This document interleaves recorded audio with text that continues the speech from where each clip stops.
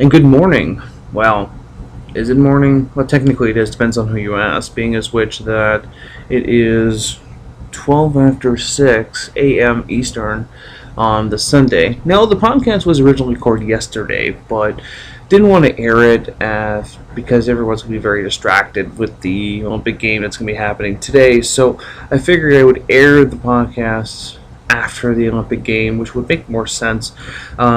Pretty intense, though, I have to admit. So this week's episode, we had a chance to review, debatable Almost Human Screwjob. We also reviewed Gamer Equality, which ended up being a very good conversation.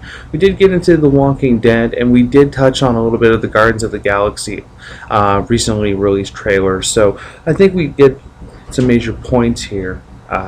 Also, next week, we will be very busy next week because we're getting ready to go to the Toronto Comic-Con, which will be taking place for us on March the 8th, where, it's kind of upsetting because my girlfriend won't be able to go, but ultimately I'll be able to meet T-Dog, and there's so many other celebrities that will be there, so it's going to be a very long day for me.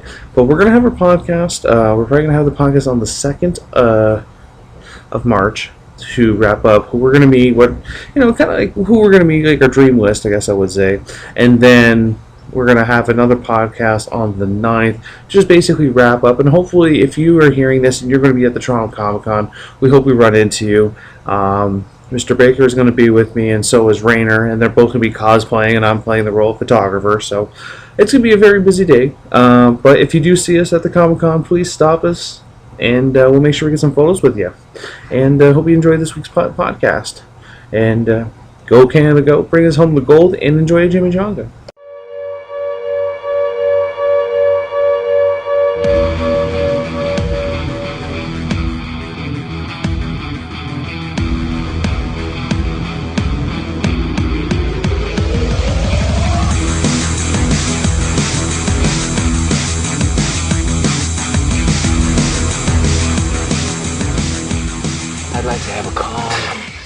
On this topic. You think we can manage that?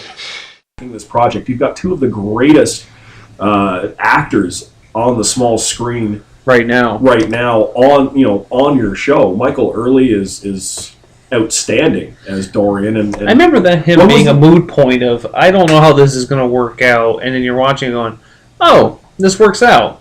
Yeah, shocking. And then you look at you look at Carl Urban, and when was the last time he had a bad role, right? But it depends on how you want to classify the bad role. Okay. We're all entitled to our own opinion, so we can all say that. I mean, that's true. When was the last time he acted poorly in a role? How about that? That's probably a better way to look at it. Well, I wouldn't say he acted poorly, because he doesn't... Or didn't become the character that he was. Well, you can't say his character in Bourne... Well, which Bourne it was. He didn't really have a role. He's like, you're going to be a fucking hitman today. Oh, I get a paycheck. That was pretty much it. Yeah, he didn't... Oh, I think he had, maybe 6 lines, and they were all in Russian.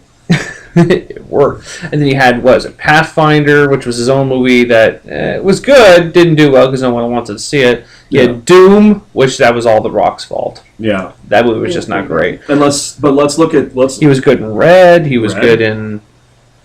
Oh, shit. Star Trek? Yep. Bones. Come on, he nailed that role to a T. And then you've got... what else did he do? Well, I mean, honestly... Oh, Dredd? Yeah, Dredd, but that movie wasn't good. The movie itself wasn't good. But he was amazing. Well, the movie was good when he threw people off that ledge and went down like a billion floors, and he had the slow motion thing, and he got shot. Yeah, that was cool. That was good. But I mean, when you look at how he throws himself into a role and becomes that actor, that's what I've always loved about Carl. Yeah. Well, we'll just start there then, because I already, it moved me. Yeah, I'm recording. So we'll just go to Almost Human, and it's not as much as it's about Almost Human. It's about why Fox is a fucking dick network. That's really what it's about. Look at Family Guy. Family Guy is a living example.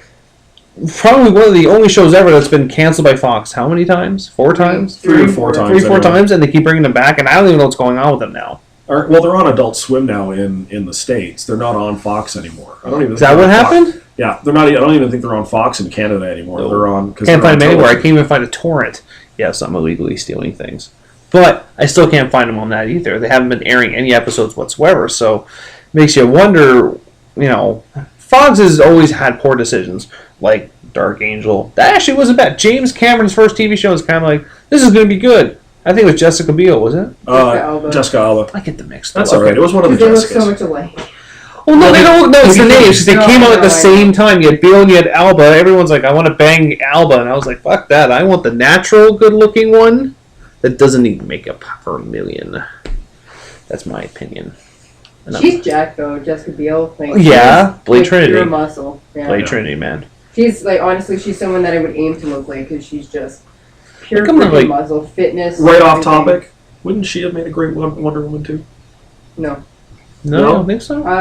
Skin complexion. I Oh, think she's too like, I don't think she would have to stay out of the sun for a while. She's not Out of the sun? Out of She's the not ginger enough, is what you're trying to say? No, Wonder Woman's more of a pasty white. Really? I think so. What? I I don't think she's got the look for Wonder Woman. Like, You don't think she Yeah. can have that She's got the iron jaw, tenacity? What about Maggie from The Walking Dead? Especially Yeah, recently, see how she bulked. yeah, she Yeah. bulked up. Yeah, I think actually Lauren Cohen would have probably done. It's just because she's got the brown hair and the blue eyes. Jessica Biel does not have that. Yeah. And she's British. Jessica Biel's not British. She's Not American. British, Lauren. Yeah. Yeah. and they seem to be winning at everything right now. Well, But the point is that you got Almost Human, the show that's working. It's got ratings, good ratings, not amazing ratings, good ratings, on a network that's known to fuck people. And you know, if I and the was list- ever an actor and they said your show's going to air on Fox, well, fuck. I mean, and here's the list. I mean, we've got Family Guy, we've got Firefly, we've got Sarah Connor, the Terminator, Sarah Connor. That was actually a good show. Which wasn't a bad show, no. And then what else did they screwed over? There was Dollhouse was on Fox for a season and a half, and it wasn't bad. But they had to take it in a different direction as soon as Fox gave them the axe. Yeah, I'm not going to whip through all of these shows here. God. Hold on. Give me one quick second here. But I mean, those ones anyway were absolute quality shows that Fox had creative control. Well, I don't know. If They had even creative canceled control. Millennium. Do you remember Millennium? Oh my I God. do remember Such a Millennium. great That was fucking Chris show. Carter's, Great show. that was a Chris Carter's. That's right. They came out of. They canceled Sliders. Oh, Sliders is a Like, good show. Sliders is now a cult classic. Like, Yeah. I They think all are. Look at Adventures of Bruce Campbell Jr. with Bruce Campbell. That was a great show. I had one season, though. Dollhouse, another good show. Yeah. See, Two here's the seasons. thing, though, and this is really annoys me, is that Joss Whedon got really popular with working with Fox, and he put out a lot of shows, and now he must be laughing at them, because I know for a fact I'd be fucking laughing at them right now, especially since he's got his TV show that's absolutely horrible, and now he's making hand over fist of money on a shitty show, where back in the day when he was popping out good TV shows, Fox kept canceling them. Yeah, I mean, and some other ones that they. What network was Buffy on? Buffy was not on Fox, and was Buffy, it? yeah, and Buffy, Yeah. Buffy got canceled by Fox and went over to what's now the CW. That's it. Was it on- UPN back in the Yeah, day? it was UPN. Oh my yeah. God, I That's can't believe I where remember that. I never watched Buffy from the get-go. I watched it here and there, and that's why when I binge-watched it, I'm like, I remember that episode, but I never watched it on Fox. But it pisses you off. Then you think about it. What's the show that's been on Fox the longest? The Simpsons. Yeah, Why? Why is the show still there? because it's still making them hand over fist money. But the thing is that they changed, and they recently I haven't changed watched The because. Simpsons in 10 years. But that's the thing, though. Like, you watch it now, it's like, oh, look, you're following what Family Guy did, because they never really got raunchy before. They did their off-color jokes, but then it's like, holy shit, Family Guy's allowed to do this. We have to do this now. Like, sure, you can credit Seth MacFarlane and say he ripped off Matt Groening on some concept, but you can say the same thing for Matt Groening ripping off Seth MacFarlane. Yeah. Because he ripped off his crudeness. Yeah. They canceled... Lie to Me, The Terra Tick. Nova. Well, Terra Nova was a good show. Terra Nova was a great show. Lie to Me was a pretty good show too, all Yes. things considered. But I think it lost out because it was going head to head with The Mentalist, which was pretty much the same show on CBS.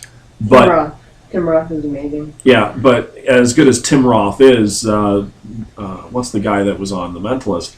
Just had a little bit more panache and a little less aggressiveness to him. I think that's what responded to the audience. But I mean, all these great programs that Fox has managed to screw Way to over. put people out of work, Fox. Well, you gotta really ask yourself. Like, Yeah. like, I'm literally looking at this No, list. It's seriously, vicious. Vicious. Seriously, Fox. I don't care. You take something great and you just shit on it. Yeah. Why? Yeah. You're putting all these actors out of work. You're putting these writers out of work. You're putting crews out of work. Post-production crews. Everything. And for what? And Why? And Why? You're doing well with these shows, so keep it going. Well, Don't no, bleed there it. is some shows that should have died No. horribly. Yeah. But hear me out. Don't bleed it out like The Simpsons. Let it run its course. If it's going to end in 5 seasons, let it end in 5 seasons. Yeah. Flash Forward was a good show, and I don't know what network that was on. That. Well, here's a good got question. canceled. Cops was on Fox for 24 years. Oh, Is why? it not still going? They canceled Cops. Like, I mean, they canceled a guaranteed payday. Like, yeah, sure, it's Cops, but you know what? Even I get stuck watching Cops because It's hilarious. It's more of a comic relief than anything because you're watching It's- if Cops is when, oh man, my day sucks, and you watch Cops like, nope, I feel better. no, it's not. I feel Or- so much better about myself. Like, I remember watching this one episode of Cops. This guy was stealing copper wire from an abandoned factory, and the guy they arrested was wearing a Cops t-shirt. And all they did was laugh at the guy for 10 minutes with their guns drawn. Like, are you fucking kidding me? Like, I don't know. There's a... Nanny 911. Do you remember that show? Yeah. Oh my god. See, and then but they have shows like that. You look at the TLC. The acronym for that means the Learning Channel. I don't learn anything from Honey Boo Boo except for how much I weep for humanity. Like they used to have documentaries about things you could actually learn from, and now it's like tender loving care. Yeah. It's not even that. Let's I'm gonna think of one. Or remember the time they... Oh, here's a good one, which Baker will remember. Remember when they put NHL on Fox? with the Oh, glowing yeah. puck, yeah. The glowing puck. This is going to be a revolutionary. I'm like, I don't like this glowing puck anymore. I never understood how people couldn't see a black dot on a white surface. I remember that. Oh, God. So, basically, I guess what I'm learning from this experience... first off, you got to sit Don't down and ever say, put your who makes these decisions? That's what I want to know, because I need to know who I'm hitting. Secondly, like, obviously, they have to do a run test with a crowd. Yeah, So, that's what the pilots are these people blind, deaf, and dumb? Like, I mean, there's a lot of things they put on TV. You're like, why is this even there? But then there's other shows you're like, why are you canceled after one season? It doesn't even make sense. Well, I think what bothers me most is that this took Bones' time slot for a little while, and it was great. Bones has been on for a long time, but it's really lost a lot since the Bones has been on for almost 10 years. since the interplay between Bones and Booth has become almost non-existent since they slept together and had a kid. Like the last 2 seasons have been, sure, there have been a couple really good episodes, but the rest are all fillers that are just kind of cheesy. And there's certain shows that are still around. Like, I mean, who watches American Idol anymore? Like, the first couple of seasons, you're like, okay, this guy's got some Kelly fucking talent. Clarkson. Oh, And then everyone just kept going downhill, unless you No. make a huge stand like Adam Lambert. He was one of the. He ruined my gay. favorite. No, I don't do with him. Aiken But is now openly gay, but he wasn't during the show. But like you have Adam Lambert, who was openly gay and was okay with it. Sure, he wasn't number one idol, but he still has a career out of it. But and the problem is with American Idol is no one actually follows anyone on that show. They don't know anyone. The audience there is told, here, make this sign and write this person's name on it. They actually don't go there hoping to see someone. They are told who to cheer for. that sounds like something that Xbox would do. Like, was it Dancing with the Stars that the votes actually don't count? Yep. Why do these shows exist? What 'Cause they work. learning? What Money. anything? Toddlers and tiaras! Let's Let's be honest. How much money do they make for all those text votes that come in? Because all they it get a is. kickback from the That's carriers. all it is. Yeah. Wow. But I mean, you know what? I would rather watch a show that either makes me think, makes me laugh, or scares the shit out of me. And there's not even that many shows. Like, The Walking Dead is more suspense. It doesn't scare me. And it's a great Right. human drama because it makes you think, what would I do in that situation? But And I'm just glad you're not in it and having to make those kind of decisions. I love Supernatural because they throw things in there. Even House, they throw things in there that you're House. like, what's that? Oh, I've never heard of that medical condition before. Gee, I wonder what it's about. And you learn from it. And in Supernatural, like, I actually learned a lot more about religion in Supernatural than I did going to church growing up. Like, Well, that's not true because the show House was about one man's journey into finding an actual case of lupus. And it took him 7 seasons, but he finally found that case of lupus. Oh, that made me No, but I mean, you gotta ask questions like, why does this even happen? They put on such shitty shows, and I think the lifespan of any TV show, in my opinion, and I'm just gonna say it's my opinion, is normally 5 to 6 seasons. I think you've reached your peak. You can't get any better. You can't get any worse. House, in my opinion, is the exception. But like certain shows like Beverly Hills 90210, you're like, you're still in the air. Like you're not in high school anymore. You should be working in office buildings. Like questions you have like that. But then you have shows like Firefly, which was even aired in order, got good time slots for anyone to know they're there. And then they're like, oh, this show failed. Well, you set it up for failure. Yeah. Like you basically gave them this position. Now you put Almost Human in a guaranteed time slot that makes Bones money. And it's like, holy shit, the show's doing good. We're not going to air it at the same time. Fuck that. Let's see if they can still swim.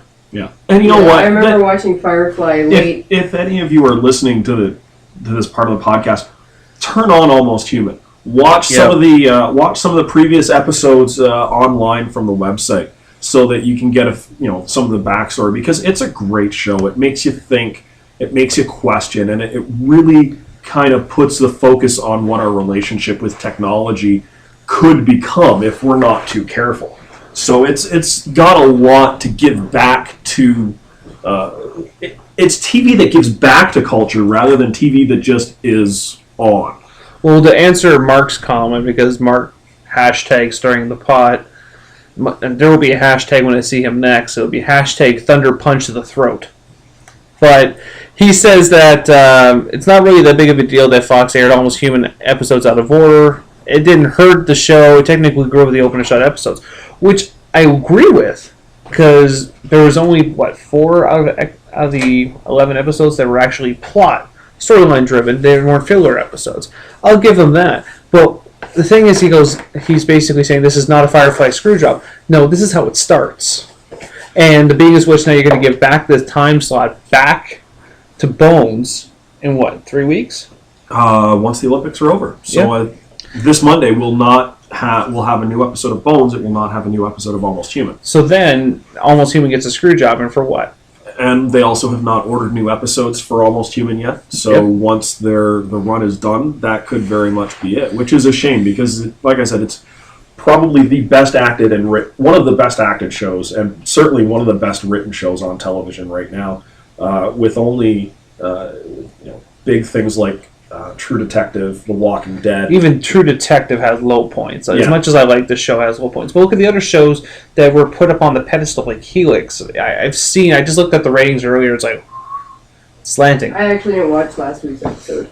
Or The Bitten, the fucking knockoff, the Vampire Diaries of Werewolves. But Bitten, the last episode I watched of Bitten made me weep a little bit because the first few episodes weren't horrible, and then I saw how horrible Lauren Vandernoor, whatever, her acting was. I'm like, okay, someone is being mauled by a werewolf, and you're just standing there looking more blank than Kristen Stewart. You had no emotions. That's a funny pun where it's coming from.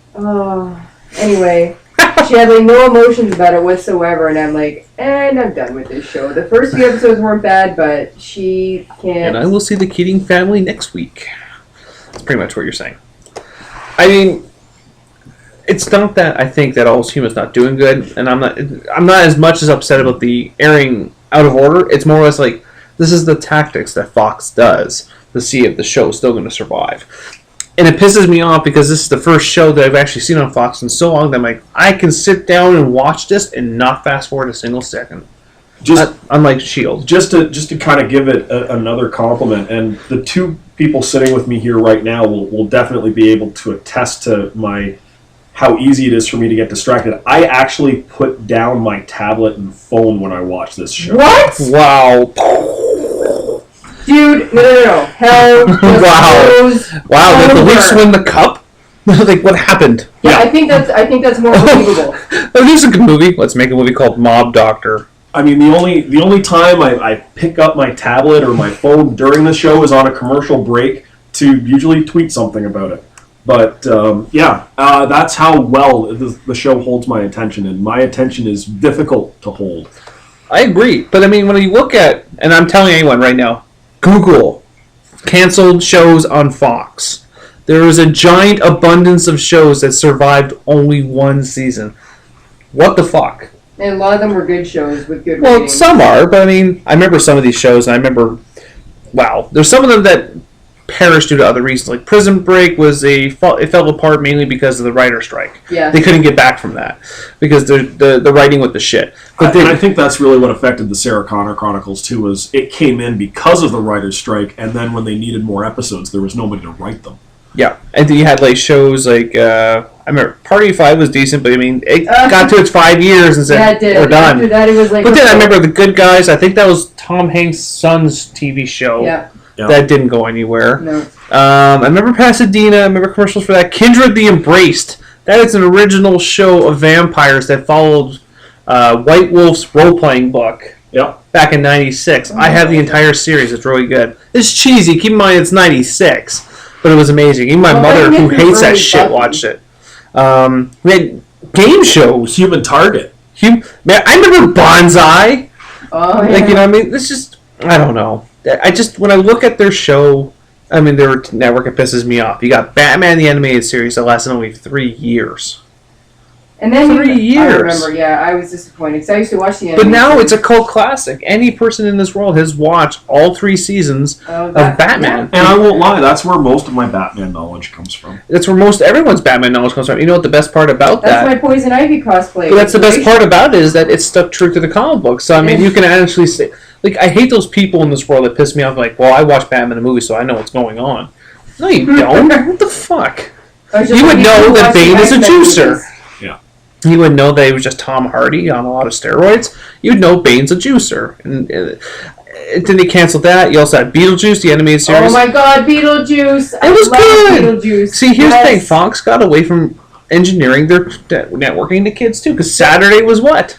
Saturday morning cartoons. And why did Animaniacs get canceled? Animaniacs got God, canceled because too many adults were watching. Because they had jokes that only you get as an adult. With the fingerprints. I remember Super Dave's TV show. Yep. His cartoon. That was hilarious.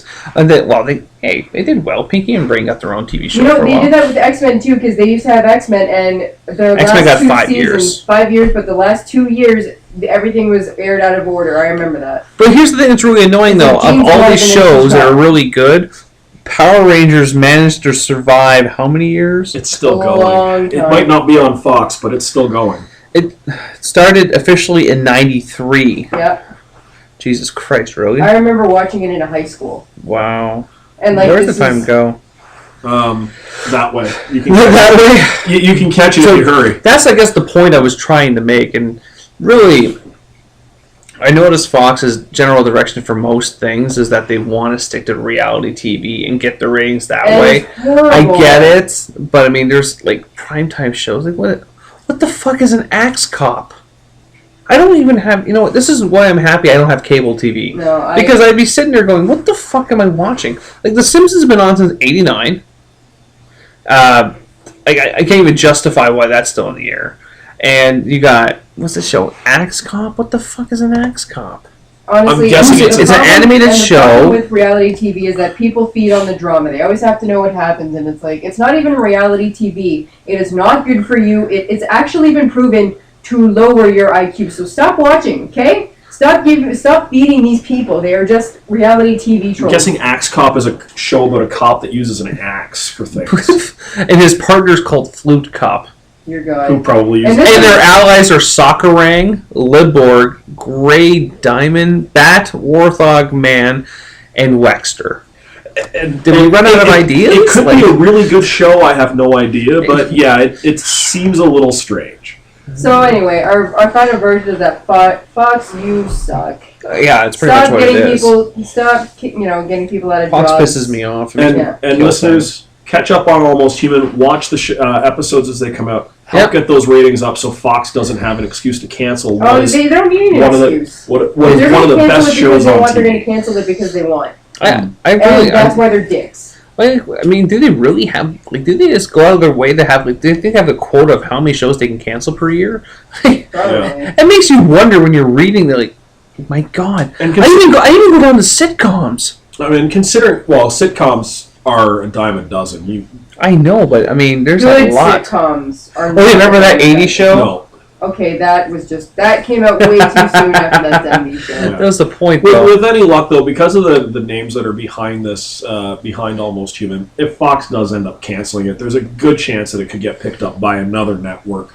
ABC, really, we're looking at you. No, I'm looking more at Netflix. no, Netflix. No, I don't know. ABC might have the time slot if they get rid of Shield. ABC They can free probably. up the room and get rid of S.H.I.E.L.D. They'll if it gets picked up by anybody, it'll probably end up getting picked up by NBC because NBC is running out of primetime dramas to put That's on true. television.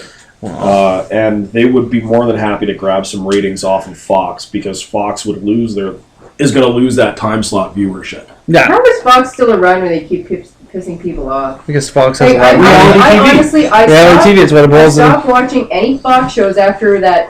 What the hell was his name? I don't He know. started making fun of our Canadian Army. I don't know. Greg something. And all he did was he just tore us apart. Like, oh, this is the dumbest time to invade this ridiculous country because their military wants to go on the beach and do some yoga. Like, fuck you! I don't know. I was Yeah. part of the Canadian Army. I don't remember going to any beaches or doing yoga. Anyway, he went on this big That didn't happen in making Call of fun Duty. of us. He made fun of our country, made fun of our military, made fun of all of us. And after that, I'm like, you know what? You're not even funny. Whoa. You have just insulted your allies for one in any war. Who's allies? Obviously, they don't. He doesn't. Anyway, so I stopped watching Fox after that happened because, quite frankly, that was it for me. I'm like, if these are the kind of people you have running on your network, you can, piss yourself because I'm not gonna watch you. Oh my god, really a piss yourself reference? Come on. Hey, I coined that term, okay? I know you do. This is like the third time you've dropped it ever. It's pretty awesome. Alright, so we're going to move on off of this. So final verdict is that if Almost Human canceled will burn Fox to the ground. Cool. Great. Let's move on to The Walking Dead. Last week's episode was actually really good. I enjoyed it. Very good. And I'm really excited about tomorrow. It's raised a lot of questions now about people's humanities. Especially a little girl and their humanity. I understand what's happening, but I think the biggest spotlight in this episode, I think this is the first, I wouldn't say since season 2. Like in season 2, she had some spotlight because she tried offering herself. But now Beth is getting more of a spotlight, and then starts off with the episode with her writing a letter to someone, which is undetermined, or it's a journal entry. I would go more journal entry. Yeah. That's how I originally took it, but I wanted to make sure. Do you think Beth is getting, in my opinion, I think Beth is getting a spotlight because I don't think she's going to make it out of this season. Is that But usually how it works? You're the person who becomes the conscience of the group Yep. dies by the end of the... oh yeah, shit, I didn't correlate that. Right? Dale? Ed? Oh, Dale's Herschel? Now Beth's stepping up to be kind of the conscience for Daryl in this episode Daryl. to get him moving. I guess. And I think she's next. I mean, look at how close she came in this episode, Yeah. right? Yeah. Well, I think I think they're going to give her more of a push. I don't know if it's because her CD's coming out and blah blah blah. But I mean, it'd be nice to see if she take a major role for once. Like I mean, really, her character has just been that whole. We need filler. Beth, do something or another, get people's attention. Beth, can you walk across camera with Judith, please? Yeah, if you could just do that, it'd be kind of sweet.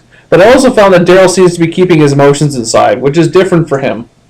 Because he's always been outspoken, because he's just one of those people that say, fuck it, I'll do whatever the hell I want, you follow me or whatever. Yeah, but who does he have to talk to? I think he's going back more to season 1, Daryl, right? Where he didn't want to get attached to the group. I mean, look at how he responded after Sophia's death. Sophia! You know, here he is.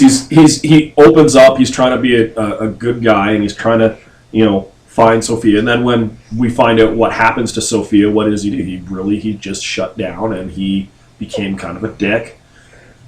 But also, a lot of things have changed compared to season 1 to season 4. Daryl, like, 1, he has a bromance with Rick, which is clearly evident. He made him, from what I remember in season 1, he was pretty much segregated from the entire group, short of Meryl. The only person he ever talked to was his brother. But now, since then, he's built all these relationships with all these people. Now they're all gone. And currently, in his head, they're all gone, because he believes they're probably all dead. He's not really the best of role models for Beth right now.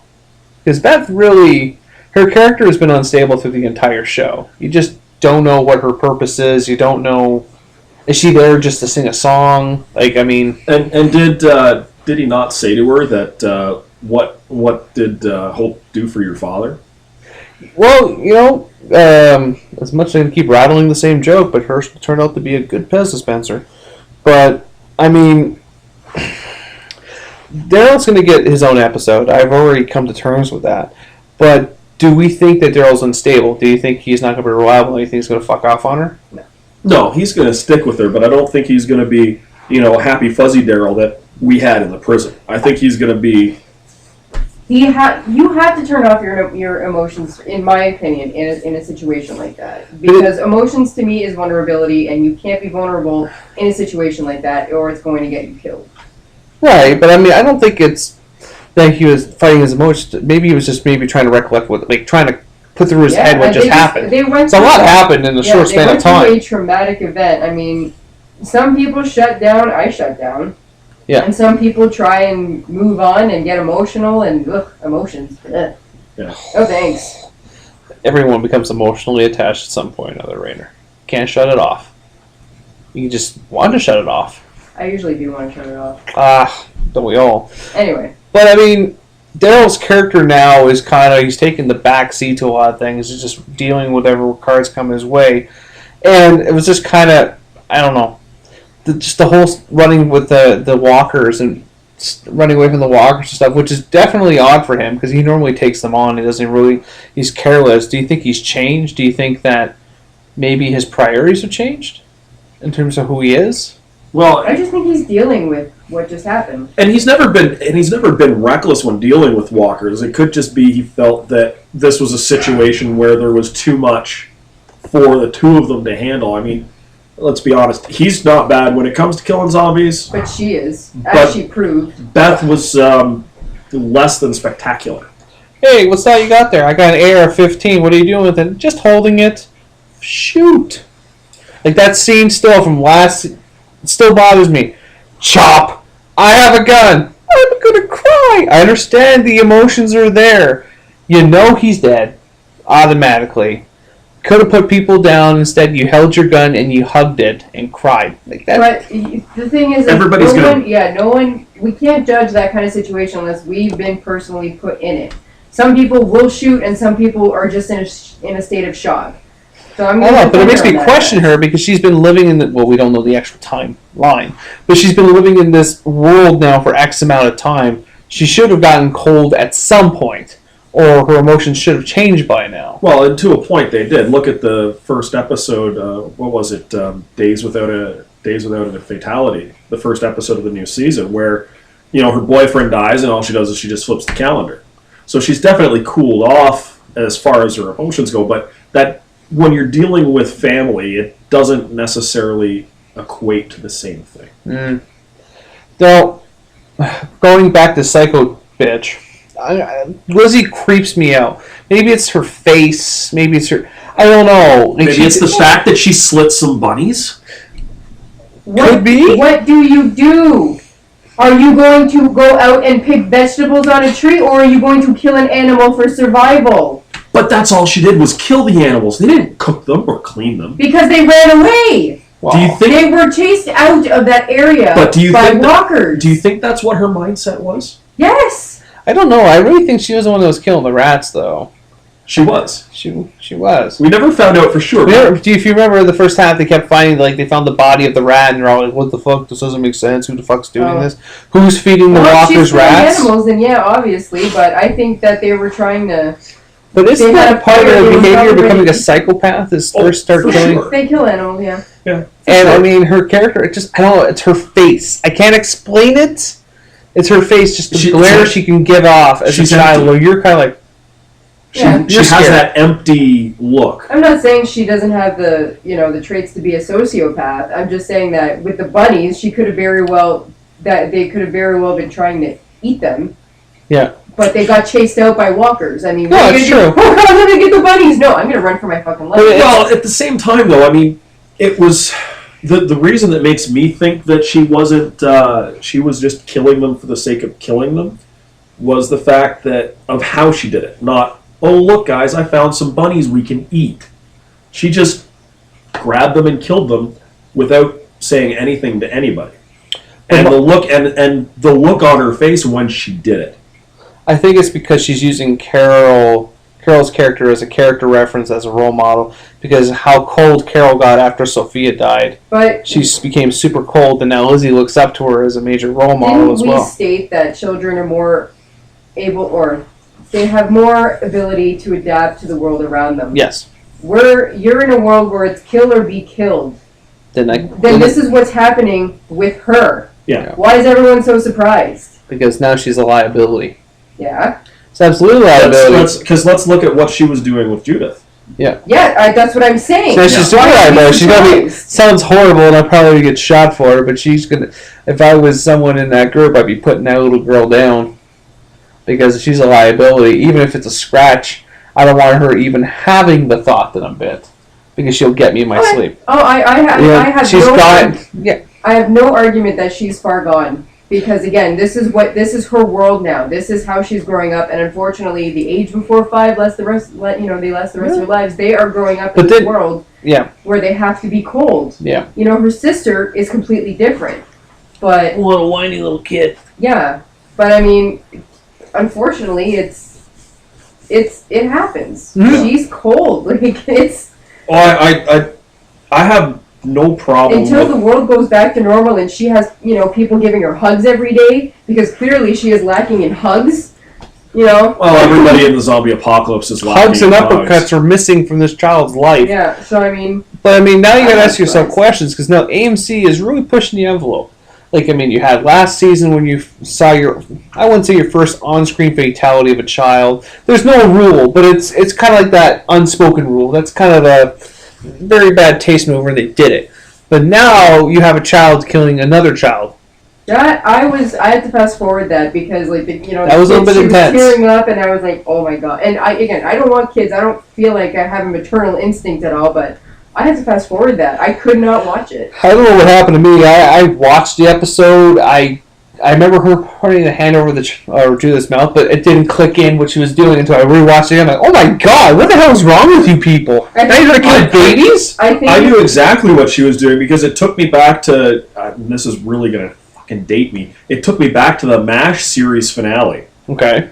Has anybody here seen it? I used to watch. I watch MASH. I probably have. I just. But anyway, Hawkeye ends up going a little nuts, and the first half of the episode revolves around him at the mental hospital trying to remember why he's there. And it's because the bus they were in was kind of in a bad zone, and they needed to be quiet so that nobody would hear them. And there was a baby crying, and the mother was actually smothered the kid so that it would be quiet. I think, you know what, now I'm starting to think I remember this episode now. Yeah, so as soon as I saw that, it took me right back to that episode. I'm like, oh my god, that's what she's doing. Oh my god, are they gonna? I think if you didn't grow ovaries and suddenly cared about babies, and maybe you have some issues. Well, I think I was concerned. I'm like, yeah. As soon as I saw that, I was like, at first I was like, okay, it's survival, killing the bunny, survival. Kill or be killed. Like, how often? You don't, unless you know what the berries that you're eating are poisonous, then eat a freaking rabbit. Yeah. But as soon as she put her hand over Judith's mouth, I'm like, oh my god, she's trying to kill her. And that's another reason why I think that she wasn't just killing those bunnies for food. She's got the beginnings of a sociopath. Yeah. She definitely has it. But I mean, now, which is I'm going to go back to Rainer's point, is that she needs to adapt to the normal world. But is the world ever going to be normal now? Probably not. Probably not. Like, I mean, not in her lifetime, perhaps. No. And the other question you have to ask is, even in the reality that they live in now, is sociopathic behavior something that you can really tolerate? Because at that point, as soon as you appear to be a liability to that person, you're done. Yeah, she could turn into a fucking crazy-ass slaver for all we know. It's quite possible. She's already on her way to being extremely cold. But she's still young, that if it could be turned... She's still impressionable. Like, it would be different if an adult were to suddenly display sociopathic behavior, because it is something that is displayed that when you are a child. Yeah. So I think it would be more... Actually, I don't think it would take much for an adult to start showing those traits, but it would take a lot to bring them back to, quote, humanity. to their human side. But even there's some characters that never came back. Like as an example, Shane. Let's jump to a different TV show, Dexter sociopath, right from the fact he was a child, That's how. and he got to certain points where he started breaking away from his sociopath path. How bad that sounds. And then what ended up happening, he ended up becoming a fucking lumberjack in Canada. Like, I mean, that's the end of the season. You're just like, what the fuck is this? She is still at a young age where things can change. But to go back to my point, do you think AMC is going too far now? No. Especially that they're willing to show on-screen killing of children. I don't think they've gone too far because it still fits with the mood and the... It makes sense zombie-wise. Like, zombie show-wise, it makes sense. This was just in run-of-the-mill... like, but you're opening the doors. No zombie, like, you're not trying to survive kind of thing. You're not hiding. You just kill people. Yes, I would see an issue with AMC airing someone killing children. Right. But it is a zombie show. They were running for their lives. It really fits with... If it didn't, if it didn't fit with the show, if it didn't fit with the mood and the setting and how it has been writing and what... I mean, if you look at the graphic novels, there's still a lot of things that don't come in, but if you look at what people would go through in this situation where all of your societal norms are gone, then, I don't think they're going too far. I think they're holding the line as perfectly as they can. There's no laws. But here's the problem, is that doing these type of things opens the doors for other shows to push their own envelope now. Well, that's their... And but here's the thing, though, and I want you to think about this. Because back in the day, a PG-13 movie was only allotted 2 swear words. Now, they don't care. And it takes away from that shock value. And that's the thing now, is that if we do this, what's stopping other shows to push the envelope even further? As an example, you watch Hannibal, like, did you think in your life that you're going to be able to watch a gory TV show on network TV? No. But they're pushing that envelope now. And for The Walking Dead, this makes sense. This makes sense. Yeah, but you're going to have that other fucking show that's going to come up and go, listen, I want someone to be raped on national TV. And you're going to go, I don't want to see that. But you know what I mean? It's eventually going to get to that point. I know that's very far in the future, but I mean, we're setting precedents now. It happened on Buffy. Graphically. Really? Not graphically, but I don't think I don't ever think you're going to see graphic depictions of sex on. You're not supposed to see graphic depictions of people being skinned on TV, and you are. Like, I mean, Hannibal, and I love the show and all, but I'm like, when you watch some of it, you're like, this is on network TV? Like, this is something... What networks play? It's ABC or NBC. I get them. I'm 99.9% positive it's NBC. Because it's got a later start time. Because it's basically doing... If it's at 10 o'clock, then they're within... Right, but the point is they're pushing the envelope now, and people know it's there. Right? It's just kind of like, it's going to sound like a horrible thing, but every guy will understand this. You can never watch any type of sexual type of TV show unless it was after a certain time point, and it was time slot, and it was on Showcases, the only time you know. Now you can watch it on anything because they don't care no more. Yeah, they don't. They don't care because the envelope's been pushed. Now they're like, well, they had this. What was it? I'm pretty much going to get flamed for it. Red Shoe Diaries, and no one will ever watch it. But you're like, wait a minute, we can see things we're not supposed to see on that show. But now all these TV shows are going, wait a minute, after a certain time slot, we can do this now. Well, look at Girls. Your opening time slot. The L Word was another show that pushed the boundaries. Queer as Folk. Yeah. Like, you know what? I have nothing wrong. It has nothing to do with sexuality or what was portrayed as sexuality. It's the point is that the envelope was pushed, and now everyone's like, okay, it's okay now. Queer as Folk was on cable. It wasn't on network. Same thing with the L Word. It wasn't on. The fact that it's still on TV for people to watch. That's the point. But it is still heavily edited. Well, to a degree, to an extent. If I know for a fact that The Sopranos came out and they were incredibly edited. Yeah, it was incredibly edited unless it was on HBO. See, HBO showed you everything. But if you watched it on, was it Spike who aired it? I think it was A&E. Or A&E. Yeah, they took out the swear words, they took out the tits, they took out the ass, they took out the sex.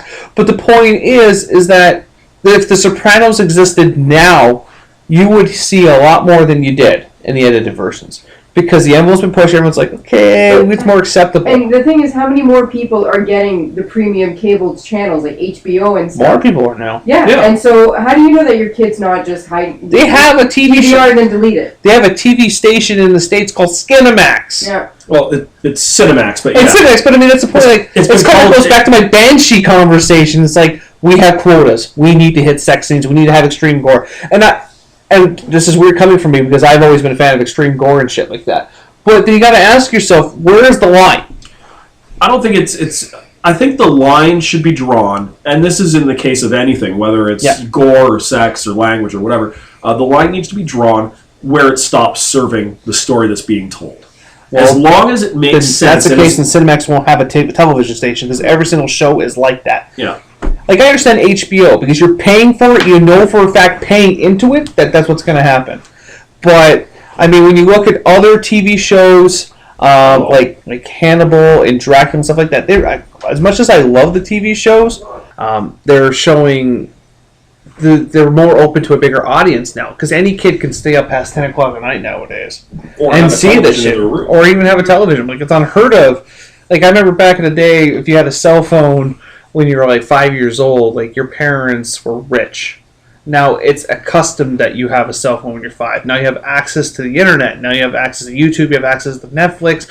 You have access to the world. Because they made it a dependency. They made it a dependency to turn a luxury into a dependency. Yep. So it would be unheard of a kid not even having a computer or a laptop or a tablet. So the likelihood of a TV not being there is very slim. Yeah. If all those other things are there. Unless they somehow give them a limited cable box or something, or they don't give them the full access to cable, whatever. Yeah. That's one thing. They'll find another way. I don't even think that you can do that. I think actually, that if you have... I've got parental controls on the satellite receiver on my kids' room. It'd be fine if that's what parents do. I mean, my mom has no idea what True Blood is. I'm an adult, but my 14-year-old nephew lives with us. If he knew what went on True Blood, I would be like, hey, Mom, you should probably... Well, we don't have HBO, but if we did, I'd be like, Mom, you should probably put some parental controls on there. I actually am the one who said to my mom, she says, do you want HBO? I said, I am old enough to understand and to not care about it if I have HBO or not, but I said, I wouldn't recommend having it around a 14-year-old. No. And I told her, she said, why? And I said, well, let's just say I was very shocked to ever hear for the first time on TV, not a movie, but on TV, cable or network, whatever, to hear the C word. On True Blood, I'm like, what? Do we mean cunt? Yes. Oh, I'm sorry. That word doesn't bother me. It doesn't bother me either. I just love it just needs to be said in a British accent because then it's okay. Oh, you dirty cunt! I'm like, oh, this makes it okay. Cunt, bitch. Oh. In England, that's like that's just a word of endearment. Well, or it's them calling someone an idiot. Yeah. That's but it's funny to me. But no, you're right. You're right. Yeah, like I honestly having young kids around, you should probably not expose them to that kind of. And it's gory. It is ruthless. And not just that, but other shows that like Game of Thrones. Game of Thrones. Game of Thrones. Let's see, death, incest, beheading. Yeah. Lots and lots of sex and boobs and ass. This is even true, something that even when we were growing up, I used to go to my neighbor's house and we used to watch Family Matters. That was our Friday night when I was like 10 years old. TGIF. TGIF Fridays on ABC. Dinosaurs. Yes, I love that show. But like stuff like True Blood, stuff like Game of Thrones, you saw that in movies. You had to go to a movie theater to see that. You did not have to order that on a special network. Yeah. And now you can. You can be like, I'm going to get HBO and I'm going to watch some tits and ass. Now to segue back to our actual podcast. Well, no, we should literally have, and I'm going to stress for that, I think we should have an actual podcast just about network TV and why it's gone to shit. Now, do you think it was Lizzie's ultimate motive to kill the child? No. Mm-hmm. No. Ooh, we're torn. I do. I like this. Please I do, because she's fallen into that. I think she's really fallen into that sociopathic behavior where just like a bandage, do it fast. Just do it fast. I've already recorded him rolling up his cup and killing it earlier. I heard it clear as day. Everyone probably thought like a world war was happening when he was doing it, but I tried to be quiet. But it's roll-up time here in Canada, the first sign of spring, so... Groundhog Day? No. Roll up the wind, bitches. It's starting to snow, like the snow is trying to leave, so it's not doing that. But yeah, no, I really think she's fallen into so deep into these sociopathic tendencies that in her mind, she's like, This baby is a liability. All she does is cry and shit and eat. What babies are supposed to get jobs too? I mean, Well, I'm not. Fucking get down to the car wash. Make me some money. change yourself. No, I get it. This is why I don't want kids. I get it. I really do. But I think what was running through her mind was, I can just get rid of this baby now so that she's never making noise again, and then that's that. I think that's exactly what was going through her mind. Is, I hate to say it because I don't think Carol would, but she was thinking, what would Carol do? You know what? The problem is, Carol's already set herself as a role model to do shit like that. Like, I mean, she killed Tyrese's girlfriend and Who was an adult? black actor number 4, and I don't know. I don't remember the name. That was just a generic name. But Yeah. it's true though, because that's what she did. She killed them and then she burned the bodies. But those were adults, right? But that's the example that was set. But I don't. It's the example that's set. But I don't. The reason why I say it's what would Carol do, but I don't think Carol would do it, is because of Sophia and how she felt when she lost Sophia. I don't think she would have that same. Let's just get rid of the baby now because it's just going to make noise and get us bitten later. I guess if you look at it that way, I think I'm going to agree with your point about that. Lizzie could be too far gone, and she could be underneath the whole perception of, well, if Carol was here, this is what she would do. But that may have changed. So I'm not going to get to that part. I'm going to let Rainer farm her answer. Why? I don't disagree with Baker. Surprise! What? It does happen from time That's to it. I time. quit. Nah, flip a table. Flip a table. No, it's not that I'm disagreeing. It's just I don't think that was her intent because I think she was actually trying to keep her quiet. And then I think that's at that point I saw something shift that she actually was starting to kill her. Like, it was, stay quiet, and then it was just stone cold, and then she just kept her hand over her face, and then I just think she stopped caring because I think, like, that's why I don't disagree with Baker's point because I don't think it started that way. Yeah. I think that's how it ended. In that few seconds that it was happening, or, I don't know, to me it seemed like an eternity because she was suffocating the child, and I'm like, stop! But, it was, shh, shh, quiet, you're gonna get us killed, and then, wait a second, I can kill her, and this could be done, and we don't have to worry. I think in like 30 seconds, I think the switch flipped, and She went to a basic survival mode. Yeah. Okay. No. Yeah. But that makes a lot of that's a sense. much that was better kind of way my stance I was going to go with. Yeah. Is that I agree with the point, but I think it's just kind of like one of those situations like, okay, That's not how it started. survival of the fittest, bitch. I have to make this decision. Either me and my sister get eaten, or you become a chew toy.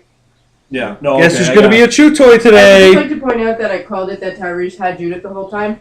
Everyone did. Everyone knew. We saw him running away like this. That's not how you carry your gun. Some people thought it was a gun. That is not properly military trained. Yeah, but no, you know what? You're right. I don't think you're right. I don't think she started with the intent, but I think that her sociopathy is so far advanced that it didn't take. So I guess we can solidify the point. If Carol didn't show up, that baby would have been a chew toy. Absolutely.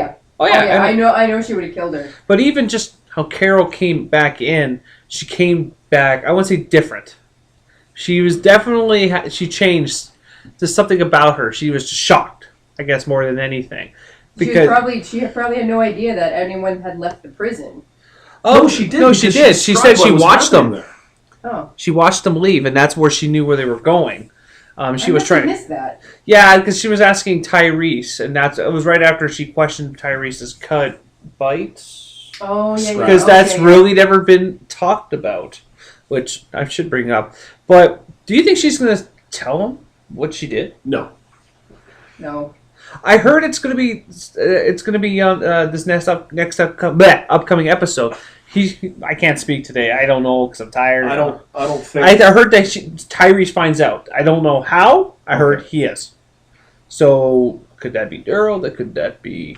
If it's going to be anybody, it'll be. Might be Rick if they meet. It'll be Rick if they meet. I can't because I know Carol's not going to confess. She has no reason to because she was there when he said what he said he would do to the killer.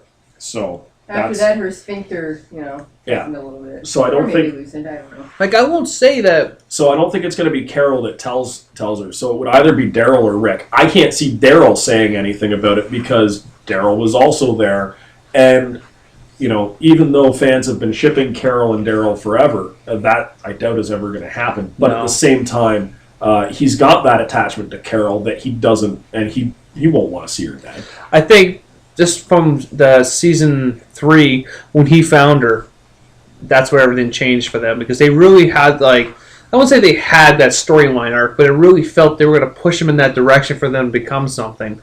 And then when he found her locked up, trying to survive that horde, that she changed. That's when her coldness really started setting into her character. Just like, I'm gonna fucking do. I just think that eventually you will get to a point, and it could be the zombie apocalypse for 5 years, and all of a sudden you get put into a situation where it is kill or be killed. You could breeze through it with a group of people and not really ever have to fight for your life.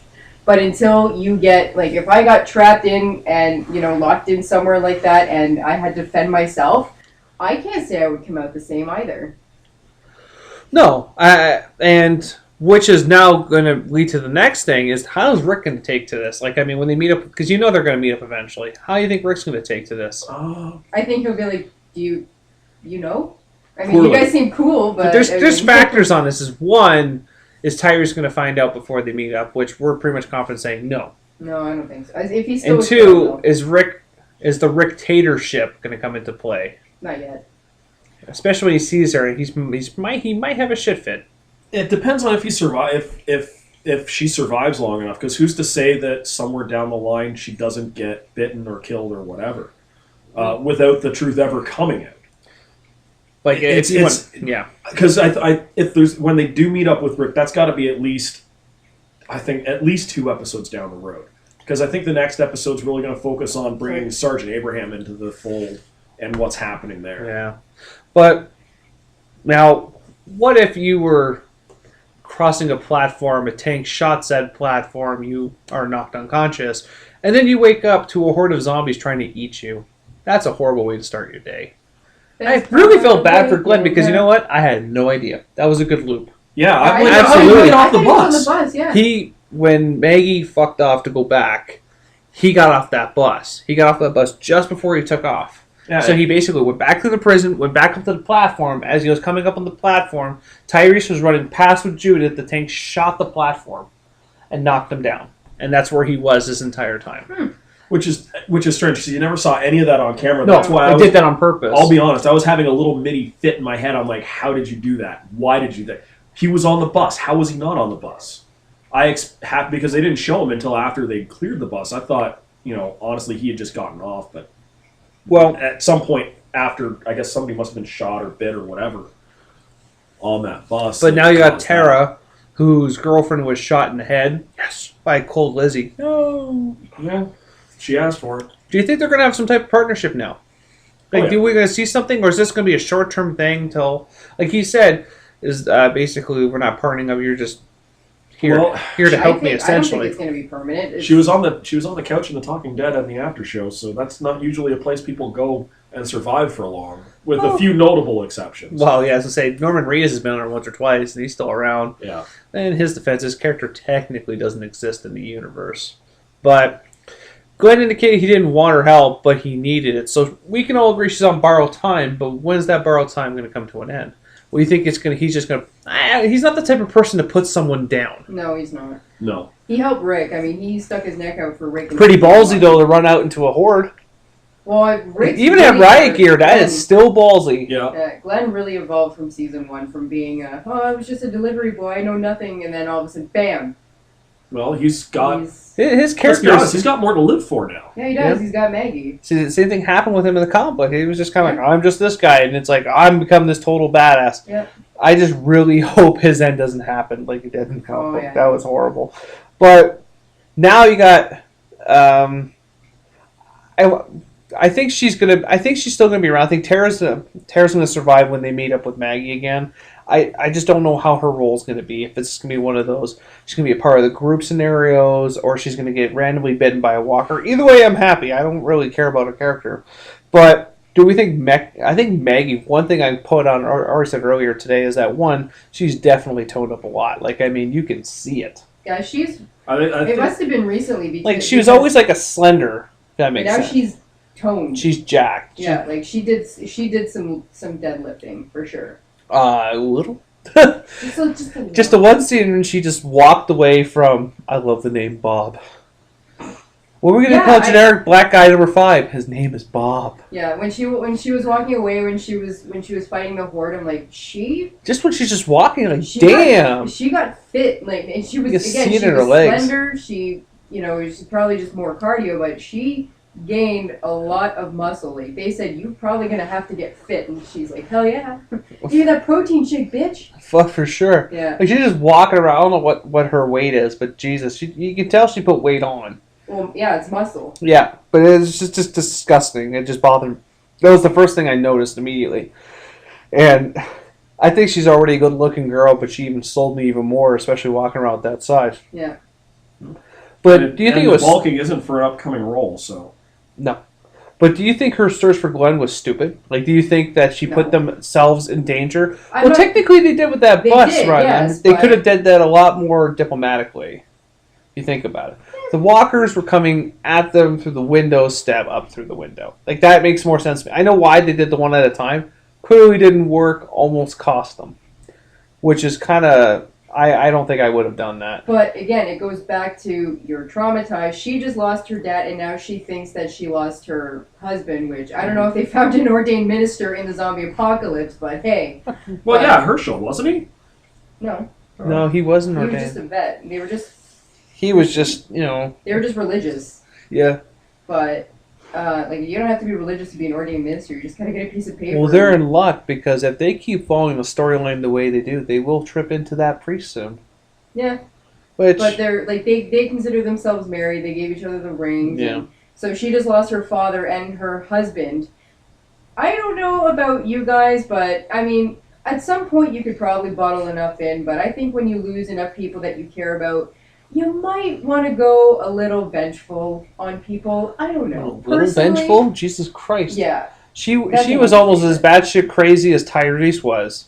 And that's what happens. Like, what episode with the Tyrese that was still coping with the death of what's-her-face, and he just took on a herd by himself with a hammer. I mean, that was intense. Yeah. That's what happened. And you know what? I guess I was going to say this, the perk of being in a zombie apocalypse is that you have a bad day, kill someone that's already dead. Like, they can have that outlet. I mean, she really went to town on that walker on the side of the bus, didn't she? Yeah, she did.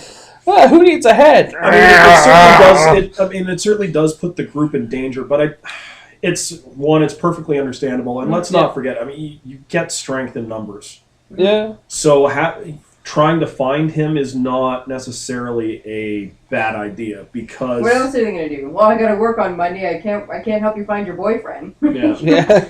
Well, we'll get there. Baby steps. But now you have the picture-perfect scene from the comic book. Oh, wasn't that great? Like, literally, I looked at the comic cover. Sergeant Abraham, yeah. Fuck, they brought Eugene in, and that means that's going to be that stupid fucking storyline they're going to put in there now. And Maybe. The synopsis of Season 5 is already up on IMDb, so now it's following the storyline of the comic book, which is okay, but... What about Terminus? What about Terminus? Terminus is not the name they used. It was the estate. I can't remember the name of the state where they went and Rick became a sheriff again. That's where they're going right now. He meets up. There's two things that happen in the comic book story that still need to happen. One, they meet up with the priest and they find out a lot of fucked up shit about that priest. And two, they find an actual untouched estate where people managed to keep the walkers out. So, second version of Woodbury. And Rick becomes a cop again. But he's a one-handed cop. And it's just I love how they chopped his hand off. Yeah. He's so useful. Hey, if he's useful with one hand, good for him. And then everyone's character starts building back into community. Obviously, like the zombie apocalypse, shit goes south.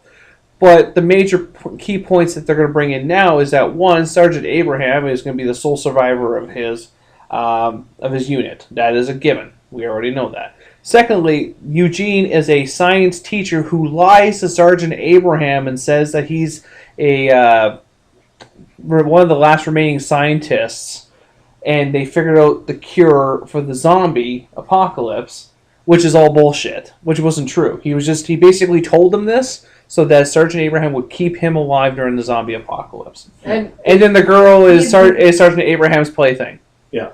He sounds like Lori. Oh, don't say it about Lori. He's if he's lying like that to try and attach themselves to someone who's out. Oh, okay. Right. So he's not a whore, even though he does cheat on the girl. It doesn't make him a whore. No. It's clinging yourself onto the alpha, male or female, whatever. Yeah. I'm sure it'd have some little bitch trying to be like. But I'm sure they're going to change the storyline a little bit. Like they follow the storyline for the comic book storyline for a bit, and then they veer off and do their own little thing for a bit, and then they come back. Hey, that's fine. I like that though because go ahead. I really wonder if this isn't going to be an opportunity because there have been spin-off talks for a long time. Oh yes. Where you said there was going to be one group leaving, one group staying. If they don't have one group head to terminus and have the other group go off with Abraham to do that storyline.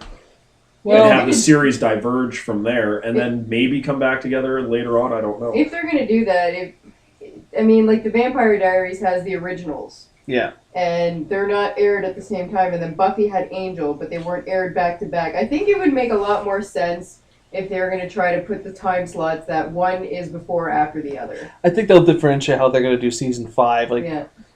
Season 5 is all going to be about them trying to get to DC. That's what it's mainly about. But then that goes into the storyline of All Out War, which is happening right now, which is the current comic book series they're doing right now. I haven't read any of it, so I'm not privy to any information about it. But I do know it's a clusterfuck of events. That's all I know. Just when you thought what can go wrong has already happened, apparently All Out War makes it worse. So I don't want to make that prediction because I know they want to do the spin-off, but two things I've heard about that is that one, I heard they want to do a spin-off in a different state. Completely different state, have their own, and have one or two characters from this group go to that group to kind of get it off the ground to get it going. Or I heard that they were going to do a spin-off, but it was more or less going to be like a giant origin story, where they're going to start from day one forward. Well, if they're going to go to a different state, the Sergeant Abraham storyline trying to get them to DC is a good way to go with that. And then and the other group staying in and doing this Terminus storyline would be the other Walking Dead. And if they're going to do that, then they should, start casting people who were in the state of DC that are already there. Working on it. How do you know that you have the cure and blah blah blah? I think the spinoff is, if it's going to happen, it's going to happen like after mid season 5. I don't think they're going to do it right now. I don't think they should do a spinoff. I think they should just focus on what they have now, because most shows run their course after 6 seasons, and really, The Walking Dead you can bleed longer because it's got all the elements of what everyone wants to see right now, and the major selling element, which people don't want to agree with, is the drama of the show. Yeah. Not the zombies. The zombies are just nice. They just happen to be nice eye candy that gets killed. That makes you happy. Like, this show's slow. Oh, look, a horde. Kill them all. I feel better now. Well, it's like I said last week. If you think that the show isn't quote-unquote suspenseful enough because there aren't enough zombie killings, remember that it is not a show about zombie killings. It's about a show of people surviving an apocalypse. Yeah. If you don't like that, don't watch it and quit your bitching. Because a lot of people don't really want to read that, so piss off. Okay. I just get sick of hearing I'm done with The Walking Dead. They had an episode of them talking about their feelings. Well, I had to defend people on season. I felt like I had to defend episode 9 was like, that episode was boring. What do you mean? It filled gaps that happen all the time in TV shows that you don't know what happens. They could have been a complete dick and say, winter. It's kind of like Last of Us. Like we were playing Last of Us. You're in the middle of the summer, and then poof, winter. What? What happened during this entire time? You've lost track, right? But I mean, you had to wait for the DLC. Yeah. But The Walking Dead has a continuous storyline that keeps going. And you don't get lost. Yeah, in that case, then you're obviously not watching it for the storyline. Why are you complaining about it? I mean, season 2 was dry. I will not disagree with that. But but even the comic book was like, I read through that, I'm like, okay, done. And then when they got to the prison, I started liking that more, and then they meet the governor. But again, it's a story about people in an apocalypse surviving. shit happened. Like, if Yeah. they don't kill zombies in one day, it means it was a good day for them. Yep, that's very, very true. And keep in mind, zombies is a manageable threat. Yeah. Absolutely a manageable threat. I think I mentioned this last time, is that Rick goes on quoting in the comics saying, zombies are a manageable threat. Other humans are the real threat. Yeah. And that's going to come down to it. Everyone's going to be fighting for their own piece of pie of survival. But I hope that we do see a winter in this show, because it does happen in the comics. Georgia's not that far south that they don't get a winter, so They get cold. it can snow there. Only in the last few years have they been getting snow. But I Like, mean, it's okay, but mind you, it takes place in 2010 when they had 2013 Yaris in it. Yeah. Screwed up that. Fine, I'll let them go. All right. Any things I don't want to add on to The Walking Dead? our predictions, maybe. Okay, well, oh yeah, I forgot about that. Oh my god. Taryn wrote the show notes. I always put in the predictions at the end, but she didn't, so that's okay. Good show notes. Tonight's episode predictions. I have to tell you that the teaser trailer makes you think that a lot of shit is going to happen in this episode. But it could that could be stretched for the next 3 episodes. We actually don't know. And the big question is why is Michonne hanging Art? I think Michonne's going to have a nervous breakdown. I'm no, honestly. You No, had I that just- whole I have scene. no faith in that sentence whatsoever. No, but Get I to mean, the point. she's going to have a nervous breakdown. She's going to fall apart. Yeah. She's starting to now. Yeah. But I think seeing Rick and vying Carl, everything's going to come back. But I mean, I think the ghosts of her past are coming back to haunt her They now. are catching up with her. At least she's not fast. talking to her boyfriend. Like in the comic book, she did. Yeah. She had that moment. She did. She admitted she did. But in the comic book, it was really messed up, and it's Oh, just I like when know. Rick was carrying the phone around. You're like, this is Yeah. really messed up. I don't know if I like this. But my prediction tonight is that you're going to see Sergeant Abraham kick some ass. Yep. You're going to finally see the character, and you know what? I remember you and Brian did one podcast, and me and Brian got to a disagreement about this. But I'm telling you, Sergeant Abraham is a main character as much as Brian doesn't want to agree to it. His character is such a badass, and he will probably I won't say replace because the storyline portion of it is different, but Rick and Abraham had a bromance. And I don't know how that's going to last now, because Tyrese is alive, which he's dead in the comic, and Daryl Dixon doesn't exist in the comic. So this is why, like, you say that they're following the comic book really, really well, but there's factors that don't apply. Well, Herschel kind of died, like, who knows how many times ago, but they stretched it out because they tried to follow the comic book, but then they gauged the audience and see what will actually work.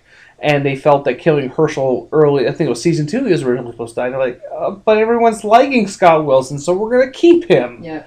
You know, Tyrese's character probably won't make it out of this season because I noticed that his on-air time is starting to decrease now.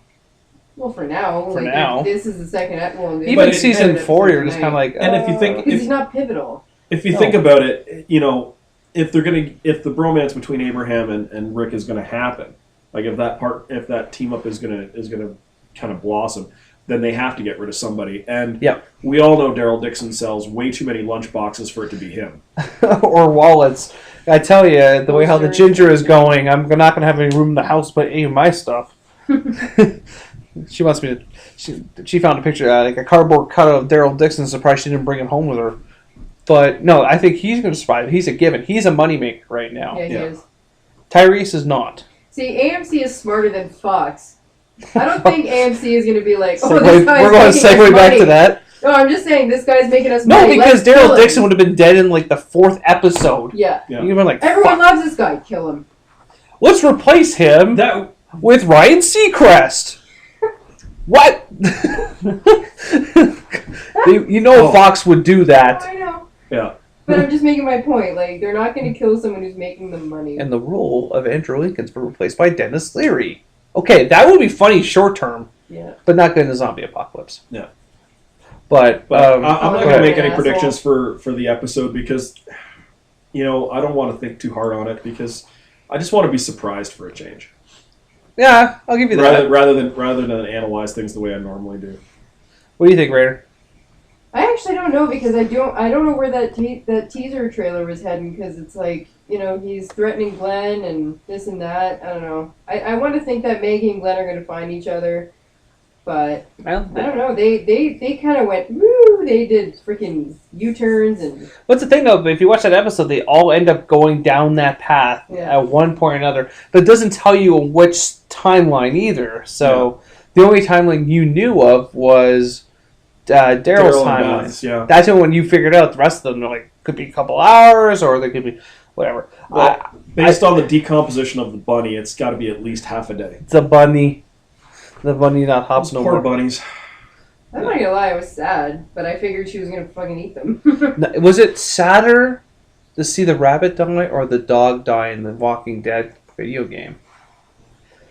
Which, by the way, Telltale, if you're listening to this, give me another fucking episode. Early March. They already announced it. Fuck my life. March. Fucking been No, waiting I here. cried. I literally have $5.10 on my PlayStation account just so I can buy the episode. Oh, I bought the season pass when it came in because I've got money now. Let's do it now.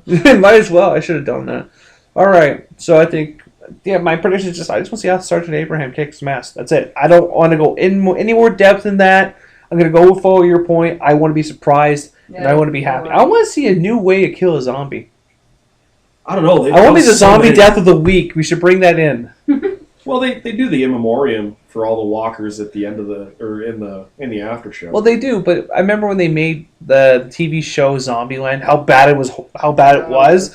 They still had the zombie Was kill that of the Fox? week. No, Amazon. Oh, okay. Amazon actually aired it on their webpage. Don't ask me why. I don't understand. But they literally had the zombie kill of the week, and it was funny. But that's it. The show sucked, but that was funny. So we're going to move on to gaming equality. Hi, Rainer. This is Rainer's topic. You know what? It's a fair one. It's a great topic. It It's is a a good topic that really needs to be discussed more often and intelligently rather than just a bunch of people on the internet raging, which is usually what ends up happening whenever On the internet? I know. People! What? The internet was created for people to converse over tea and biscuits. Yeah, I thought that's what and Starbucks logically was and for. rationally. No, that's Not being control. overcharged for your coffee. I like Starbucks and all, but really, I can't. Some days I'm trying to justify. I'm paying $7 for this coffee. I get their hot chocolate, and it's a whole new world. I Yeah. love the salted caramel hot chocolate. I don't care. I could live on that if it wouldn't give me diabetes. Like, guaranteed. Guaranteed So diabetes. Starbucks is not our sponsor, but I got a free plug. You're welcome, Starbucks. I think, if anything, Tim Hortons should sponsor us because they have no idea how much we spend during these podcasts. Wait, All right, so two first coffees, off- 10 bits and a macaroon. Now, when did adding girl to nerd geek gamer become a thing? I think that's a fair question. I don't even honestly I don't know. know. I honestly I've been don't playing know. games since 1990. We got her, like... I would say before that. No. Oh, Definitely after. It I was after that. I heard this stuff when I was in school. Really? Anyway, elementary, I was- absolutely. But maybe not as mainstream as it is now. Yeah, because, it's too mainstream now. It's so stupid. but one thing I want to add on before we get into this whole deliberation is that what has changed the point from point B is that sex has become such a huge point and a huge selling point on a lot of things. And I'm not saying that that these people don't play video games or not real geek girls, but these are the things that have changed a lot in the industry. I mean, when you hear a girl or even a guy back in the day, if a guy was a nerd, what did he look like? Right? What did a guy look like? he looked like a giant sneeze. They- He looked like a giant carried- C. Says They Andrew. carried around asthma puffers Asthma all the puff- time. They and had they had- bow ties and suspenders. And Magic the Gathering cards. Yeah. That's what they had. And they were all like small, scrawny guys with thick lens Coke bottle glasses. Coke. My buddy had And those are the stereotypes that still perpetuate to Yeah. today. Because But- look at the Big Bang Theory. We just dress better now. But if you look at and we go to the gym. but if you look at But I do have asthma, so I mean, whatever. but if you go to any kind of comic book convention, whether it's Niagara Falls Comic Con or San Diego Comic Con or Dragon Con in Atlanta or Any of them. any yes. of them, you Pop, see pop, pop. you see a massive cross section of everybody, and I'm going to be the last person to say that anyone that goes to that is a fake anything. You're there for a reason, whether it's to people watch or whether it's to grab the latest issue of whatever, or whether it's to attend a panel, or whether it's to find out what's new coming out movie-wise. You were all there for a reason. So We all have a reason. Some people do it for something to do on a Sunday. yeah, exactly. But I think that to this is that gaming equality, there's no streamlined phrase of that person over there, and I'm just saying that so there's no gender attached to it, so it makes sense, is a geek, not that's a gamer girl, or that's a geek girl, or that's a... Because they basically... I don't know, I'm trying to think about how I'm going to put it, but I mean, when I was in elementary school, I can only think of one person in my head that I remember in elementary school being, and they were a geek gamer, or a geek girl, or a gamer girl, or whatever. They were considered more tomboyish. Like, my best friend in elementary school was a girl, and she was a tomboy. I will admit that she was a tomboy, but she got that geek girl concept because she would come over and play Super Mario 3 all the time. Who designed that we need to have a gender-based stereotype? What bothers me is that it's geek girl. There is no geek guy, which means that, to me, it's geek girl, gamer girl is based for men and not girls. So if you like it and you're a girl, you're some kind of exception. No, you're not. I've been playing Mario since I was really young. I've been playing video games since I was young. I was a badass at Duck Hunt, man. You do not take me on. Do not take me on Duck Hunt, okay? Anyway. Well, you can't because, flat screens don't work. I was reading comic books. Like, my first comic books were the Archie comics. And I was reading comic books from there, and I was a tomboy. I'm still a tomboy. And it's just, to me, it's, you don't, like, what are you asking for by adding girl at the end? Video games are not for boys only. Comic books are not for boys only. So why adding gamer girl why do you have to add it? I mean, there is no gamer guy. There is no gamer penis anywhere. It's... all it is it's just, I think it's either A, people looking for attention. Look at me, I'm a gamer girl. Oh my god, I play so many video games. Who cares? But you're a gamer. You're a gamer. We're all gamers. All three of us in here are gamers. I am not any more or less important than you because I'm a girl. Exactly. I shouldn't have to get more attention because I'm a girl. And I think what it is it started out as, well, maybe it didn't even start out as, but it's turned into I hate to say it, it's turned into a marketing thing. Yes, it has. Yeah, and that's what's because now, you'll get models to hop into geekware, nerdware, and to promote it to the people that they want to sell it to. Not because there are geek girls out there, and there have always been women who are into science fiction. There's always been women who are into comic books and video games. They were outcast though because they've always yeah, I know. And even within the community, they've always been the minority. But if anybody's been putting an emphasis on it, it's certainly been a male-dominated advertising drive to kind of either A, cause talk, and B, use that talk to sell product. Because let's be honest, you look at half of the things if you Google geek girl, if you Google gamer girl, you're not going to get an average person. No, you're going to see a model in a slave Leia, or you're going to see.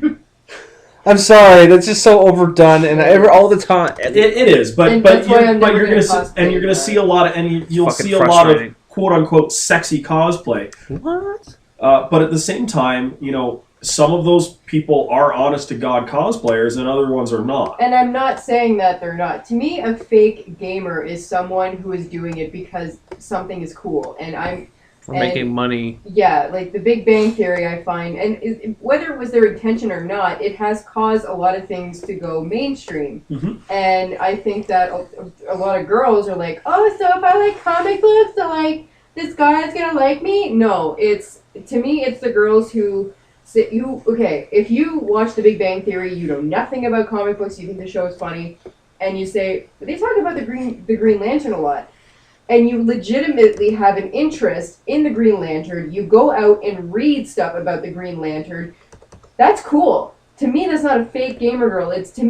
Or gamer period, it's someone who says, oh, that's a pretty cool t-shirt. I know nothing about the Green Lantern, but I'm going to pretend that I do, just so I look cool. No, stop it. It's just like when they brought out those vintage like t-shirts of the Beatles and Led Zeppelin, and people were wearing them, and I'm like, yeah, Led Zeppelin's awesome. They're like, huh? Like, Hey you guys! I Hey just- guys in that'd be Zelda. great, That's, like, I really? just thought the design was cool, and you know what? Sometimes that's what sells it too, though. I'll be and hon- that, and to I'll me, be is honest. disappointing. It's disappointing, but I'm okay with that. I'll be like, well, you know what?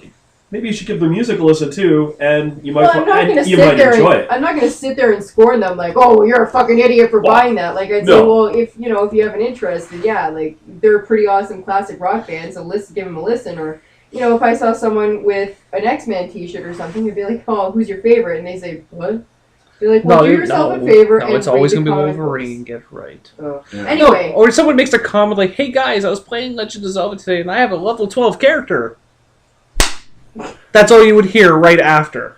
Well, And those people exist. Yeah, they do. But you know what? Those people that do exist, one that they usually don't last very long because they don't have a genuine interest in what they're doing. It fades away. So they'll fade. They fade themselves away. But I'm not trying to say that models who wear Star Wars shirts or something are not. I'm not saying that they're fake. I'm not. Who am I to judge them? I don't give a shit. Like, if you're gonna sit there and you're gonna say you're gonna model some sort of Star Wars cosplay, cool. But if someone's gonna ask you about your Star Wars knowledge and you just sit there completely blank because you've never seen the movies, to me that's like, well, so why are you doing this for money? I don't know. I mean, if someone asked me if, somewhere down the road my cosplay got awesome, I've never played Lara Croft. I don't have an interest in playing Lara Croft, but if someone's like, would you model Lara Croft, I would have to A, reconsider, or B, I would have to sit down and play the game and make a judgment whether I enjoy the game or not. That's fair. And if I don't, I can't say that I would be okay with modeling as Lara Croft when I know nothing about It's her. kind of hard to make, in my opinion anyways, to take some people seriously, because I know there is a lot of people out there that model for a living, I guess I would say. And they're like, hey, today I want to dress you up as Ash from Evil Dead. Who's that? And that breaks my heart. See, like, if you're going to get into the role of something, I would want you to know. Like, I can't honestly say that every person I see cosplaying actually knows what they're doing or knows the character, because there's a lot of people who don't. There's people who do it for a living because they're good at it. They're good at modeling, period. They may be good at it, but you can't. There's a lot of people who say, well, this person is a hardcore geek, and I'm like, how do you know?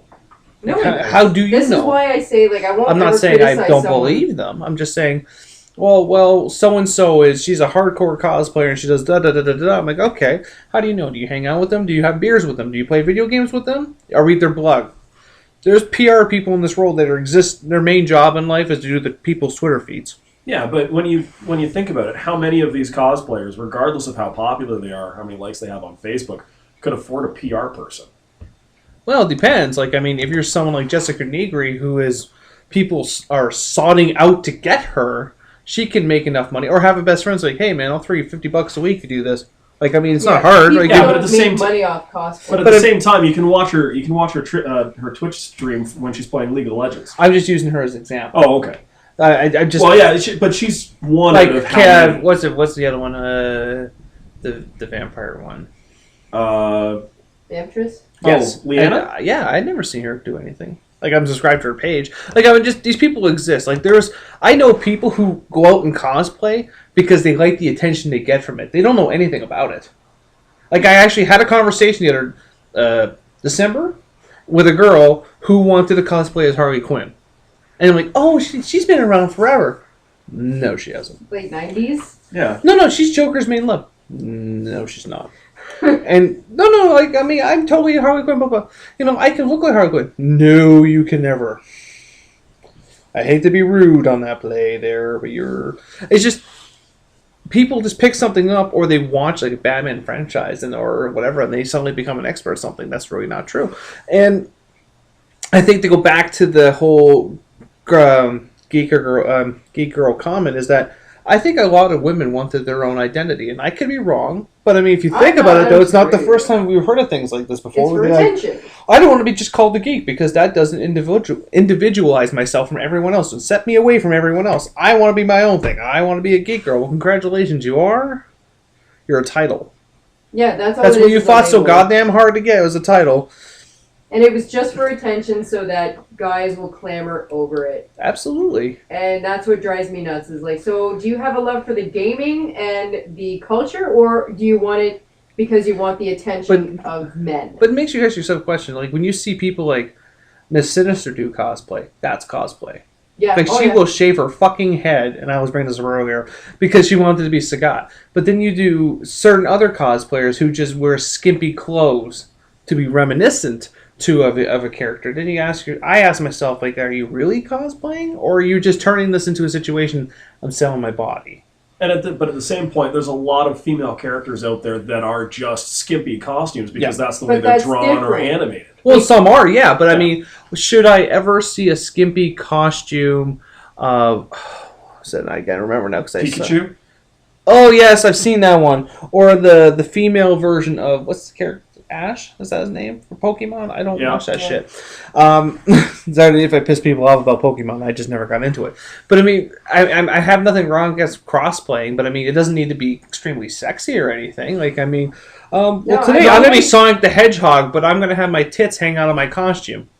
Well, last time I checked, Sonic didn't have boobs. My crossplay for next month, I have no intention on wearing skimpy clothing just because I'm a girl dressing as a guy. Like, no, I'm still going to have the full effect of my cosplay.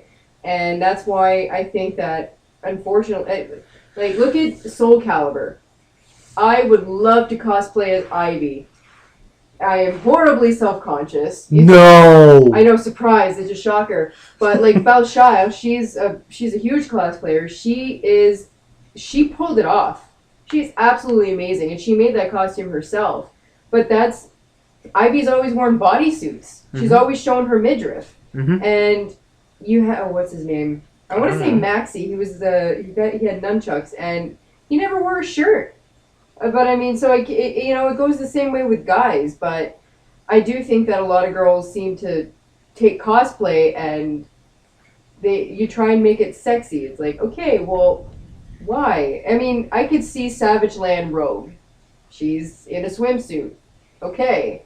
I'm not disagreeing with that, but I don't know. It's not cosplay if it's some kind of skimpy outfit to me personally. Like, that's my opinion. Like, if it's a character that enters point, if it's a character that needs it, then yes. I'm not saying that someone's gonna fit into a little R2D2 droid and that's their cosplay, but like the skimpy, low cut, high, or the R2D2 bathing suit with a tutu.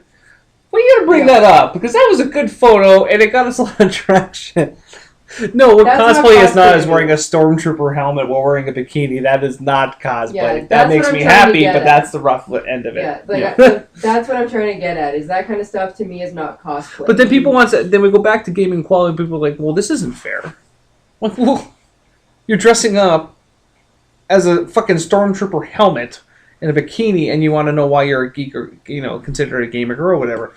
You're selling your body to get attention. Yep. A dude who does cosplay doesn't give a shit if people look at him. He's there because he is a part of this role. He wants to be into this role. There are some people that transform and become that person during Spencer cosplay. Doe, the Gambit cosplay. Or even something as stupid, and I don't know if he remembers, there was a guy at NFCC that dressed up as a zombie, and all he did was walk around the goddamn place, and he acted like a zombie. Like, he became that person. Yeah, but there's also guys that cosplay as psychos from Borderlands that are shirtless. There's guys that cosplay as He-Man, and, well, we all know how much clothing He-Man wore. But at the same... He had a shirt at least. No, he didn't. No. Somewhat shirt. No, he had that a bronze bandolier thing. And furry underwear. It hit his nipples-ish. No, it didn't hide his nipples at all. Oh my god, that's right. But, so, I mean, there's skimpy costumes that go both ways, but I think a problem is we don't judge guys that put on a skimpy costume. But I will judge a guy if he's walking around with a banana hammock, you know what I mean? Because that will disturb me. All right, I'm phrasing that wrong. We're not questioning his geekhood, right? Because he's in a skimpy costume, but we'll question a girl's geekhood if she's, say, cosplaying out of some Japanese anime where she wears next to nothing, or a character out of League of Legends. It's not even that. It's cosplaying in general. I've seen people who are questioned at just by cosplaying. Like, And why do women have to be? Why do we have to be questioned as if it's always been a guy thing? And you know what? That's the biggest issue. I hate that. You know what? You're cosplaying as this, or you're gaming this. Who am I to question your geek cred? I mean, I don't find. Welcome to the club. Let's go. Let's play some Halo together and see how badly you kick my ass. Well, And this brings me back to my point: is when I lived on Scope with my old roommate Dan, he brought his SNES home, and there was 5 guys that I won over because I went and I didn't warp nothing. I went from level 1 to 8 without dying once. And they all died. Like within I beat all of them. What game? Super Mario 3. Oh, no, 1 and 3 because I hate number 2. Okay. Anyway, Everybody but hates the 2. fact that I was able to sit there and go through the entire thing without dying once, that was my childhood. That was my escape. I'm good at it. Yeah. You know, I don't consider myself a noob. I'm not an expert either, but I'm not horrible at it. I've been a gamer since I was really young. But just because I have a fucking vagina doesn't mean that I have to be called a gamer girl. I'm not doing it for attention. I've never been doing it for attention. I'm not going to cosplay for attention. I don't read comic books for attention. I don't go to a comic book store looking for attention. And nobody should question someone's geek or nerd or gamer credibility. Because of their gender. Exactly. I have never questioned anyone's cosplay until cosplay, period. Like, if I saw a female and a male Jedi, I'm like, oh, look, Jedi. The end. Yeah. Yeah. It's But here's the thing, Jedi. though. What makes me question people, and this is just my perception, and I'm sure you guys will understand it, is that when I see someone, if I see a girl, let's say Indiana Jones, that's what came to mind. Dressed up as Indiana Jones, but a very sexy and very revealing version of Indiana Jones, I'm like, why would you do that? Like, if you were like dressed up as Indiana Jones, like, dude, you look like Indiana Jones, badass. Why did you have to sexify this to me? Why do you have to be wearing only a bikini with a bullwhip and a hat? Okay. Are you going through some tough times right now? I can take you to Walmart to buy you pants. Yeah, I mean, that makes me think you're fake, is when you do things like that. I understand that animated films are very revealing. We went through the Sailor Moon stage, still recovering, but we went through it. I get that. But when you take something that's perfectly good, if you want to do a different spin to it, like you said, hey, Indiana Jones, steampunk. I like, awesome. I'd like that. Or put a twist to it, fine. But I think the problem is that when you sexify something, that's where the gender line comes into play. Yeah. And I don't think it needs to be there. There's a lot of costumes I've seen at all the different cons I've been to in the last year. And never once have I said, wait a minute, unless it was extremely sexified. It didn't even make sense. Like, there was a cosplayer there that was dressed up as a fucking nun. Well, let me rephrase that. Had a headdress of a nun with a bikini down below. Well, it's That just... was that was the nuns from the new Hitman game, I think. Right, but I was like, if I didn't know better, I'd be like, It's just like Halloween costumes where it's just you might It's as well getting just skimpier and You might skimpier. as well just go walk out naked. Like, but I want to have my own identity. Clearly, because I can see your badge. yeah, like sexy SWAT team was the one I saw one What? year at a bar. I'm like, It's a sexy SWAT team, I really? was dressed I went as Nora from True Blood, and I was dressed all in black. I had blood on my face and stuff, and I saw this girl, and she was wearing. I don't think she was wearing pants. I don't even think that they were underwear. Yes. See, that's what I'm talking about. See, that's not too revealing. Showrunner. That's an Indiana Jones photo. That's fine. See, that doesn't make me question them. That's Yeah. the point I'm making. Is that I'll post a picture later on the page. I'll share it to you. Oh, thank you. But the point is that you see, I'm like, okay, she's got boobs. She stands out saying, I have tits. I'm clearly a woman. That's it.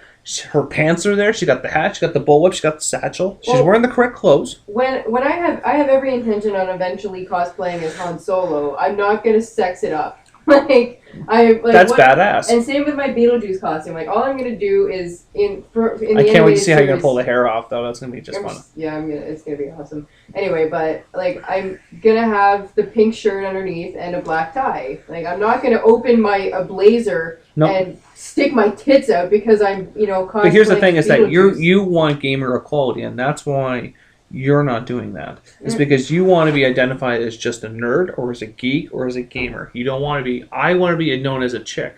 You don't give a shit. No. You're there, and that's the point we're going to make, and I hope anyone who's a cosplayer that's listening understands. I'm sure we have a lot of nodding heads happening right now when you're listening to this podcast, is that we want everyone to be equal. It goes beyond being gay. It goes beyond have sexual preferences or what color your skin is or anything. Everyone wants to be equal. But when it comes down to cosplay, to be equal, we need to be the same part. If you're using sexual tendencies to get people to look at you, you're asking for a stereotype. You're asking to be different. And you can't sit there and complain to me when you're called a gamer girl when you're basically wearing nothing in a character cosplay costume that doesn't require you to do so. So you can't bitch now. Yeah. That's basically what it boils down to. Everyone wants equality, but then they bitch when they don't get it because they don't follow suit for it. Yeah, it'd be like if I was going to walk around, because actually eventually I will get the swimsuit, the robe swimsuit from Sci-Fi Candy. I have every intention on getting that for the summer, but I'm not going to walk around a con like that and be like, "Hi, look at me, I'm dressing as Rogue." No, I'm wearing a Rogue bathing suit. This is not me cosplaying as Rogue. Like when I eventually cosplay as Sailor Mars, yeah, she's got a smaller skirt, and trust me, I'm going to put in a lot of cardio for that.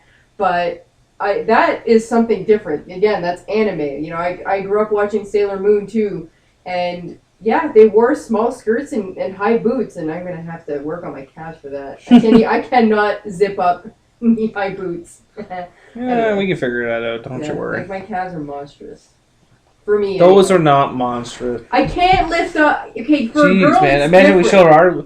Now we're okay. This is weird. We're comparing calves. Yes, but for a At woman, least you know you have leg days. yes, I do. There's a lot of people in this world that do not. And there's Okay. a lot of grunting and throwing weights, and my resistance band broke in my face too. Wow, I think Oh, that's never fun. No. we literally just hit every quote in a rant. Good job to us. Yes. We really did. But Big Bang Theory, I fucking hate that show. I don't like it anymore. I mean, the show is so stupid. Like, I don't even understand the concept of it anymore. There is, as I was watching, I'm like, there is no real storyline to keep people involved here. Like, I'm confused what the show is even about. Yeah, I don't know. I I don't know what the plot is either. I mean, you can say that about a lot of things, like Modern Family. That show is hilarious, but I don't know what's the storyline. Well, I'm pretty sure we're going to say we're done with gaming equality. I think we're pretty much straightforward. And, Yeah. I mean, so far, pretty good. Like, just only 2 things on the news. I think we answered all the questions, or did we? Well, my thing is stop labeling yourself. Stop calling yourself a gamer girl. Stop labeling ourselves, that means we can't bitch. But Stop labeling yourself. If Write you a want. blog. and the big thing is it's not just stop labeling yourself. It's stop accepting a label. Yeah. If somebody calls you a gamer girl, no, I'm just a gamer that happens to be a girl. I'm not just a guy that happens. I'm a guy that happens to game. I'm a guy that happens to podcast. Yeah, I'm a guy that happens to gamer blog. is not gender based to men. No. That's it. And the gaming community has been very resistant to change, both in development and and from players themselves. But when almost half of the people that are playing video games now are women, I think it's a time to drop the whole label, and 2, it's time to start updating content so that there's equal representation in everything for what we're looking at with games. And that's where I like where Resident Evil went, because in Nemesis, Jill was wearing a tube top and a skirt. That was Resident Evil 3? Yeah, obviously that sold for something, but then as it went forward, and Ada in her red dress in 4, okay.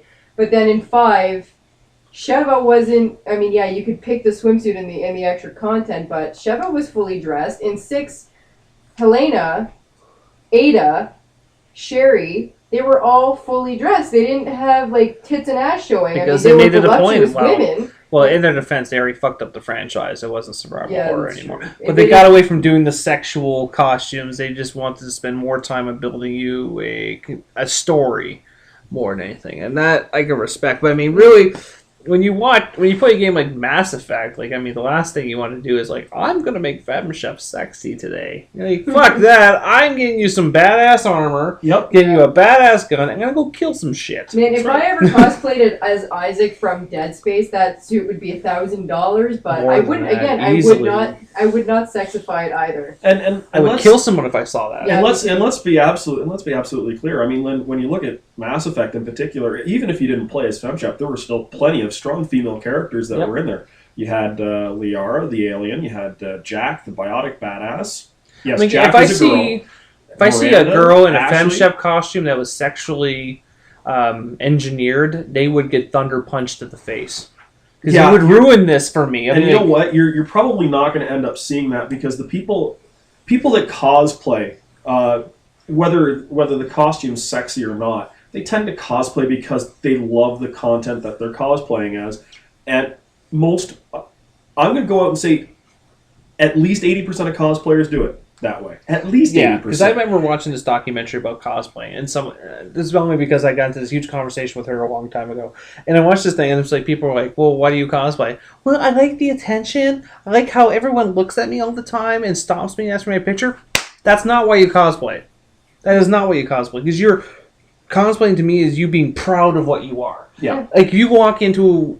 Like, I mean, seriously, I will fucking hit someone with a car if I saw a fucking Jedi barely wearing any clothes walking past me. Well, what about Aayla The Secura? robe is everything. Well, That's then how you identify yourself. Yeah, but you've got Aayla Secura, even what's her face from the Clone Wars, Ahsoka Tano. Yep. Who, So those make sense because that was their That's, costume. that's what he's trying yeah. to say. All right, yeah, okay. No, but I mean, if I saw someone just took a straight Jedi, took your with Jedi robe and like midriffed it and then Okay. like and basically wore a bikini bottom but had like the top of it, that would be Okay, weird as it I- is. But I mean, you would see I follow where you're going. With or that. Darth Maul in a bikini.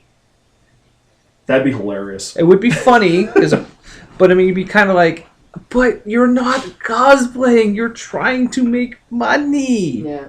Yeah. See, like But- to cosplay as Casey Jones, I grew up watching Ninja Turtles. It was one of my favorite cartoons. I love the movies. Why would I want to mess up Casey Jones by trying to slut it up? Yeah. Why? That would ruin me. I'm sure. And same with April O'Neil. I will eventually cosplay as April O'Neil. Why would I want to ruin that by slutting it up? You don't have to ruin that. Megan Fox is already ahead of you. I know. We're not even going to talk about how turtles have lips now. We're gonna just cross our fingers. Just cross your fingers that the script is good. I'm and we trying can- not to freak out over and we this. can, let's just cross our fingers that the script is good. Yes. That's the only thing. Hey, that's- the only good thing Michael Bain has shown me in the last 10 years is Optimus Prime riding Grimlock. Grimlock would never let Optimus Prime ride him. Oh, I know, but it's still kind of cool if you think of it. It's like one of those ultimate memes, like Yeah. Optimus Prime riding Grimlock. Your point is invalid. Like you, what can you defend? Like I mean, that just shit happens. Speaking of shit that happens, who wants to talk about Fantastic Four? I really No, don't. I'm not. What touching really? that. Come on! Everyone on the page lost their shit over it. Well, that's why I don't want why. to. That's why I don't want to talk about it because I'll probably lose my shit too. The only thing I will say is this: is that Kate Mara was a good casting choice. That was it. I wouldn't even go that far. She still wouldn't be someone I could. You know what? It's funny because I remember when they first originally said Michael Jordan was going to be the Human Torch. I remember that conversation we had along. Was it the black guy that ended up being Human Torch? We had the conversation once before. And I'm like, this is bad. Like, they can't cast this any worse. And then when I saw the picture, I'm like, oh, well, they must have heard challenge accepted. Yeah. Like, I mean, No.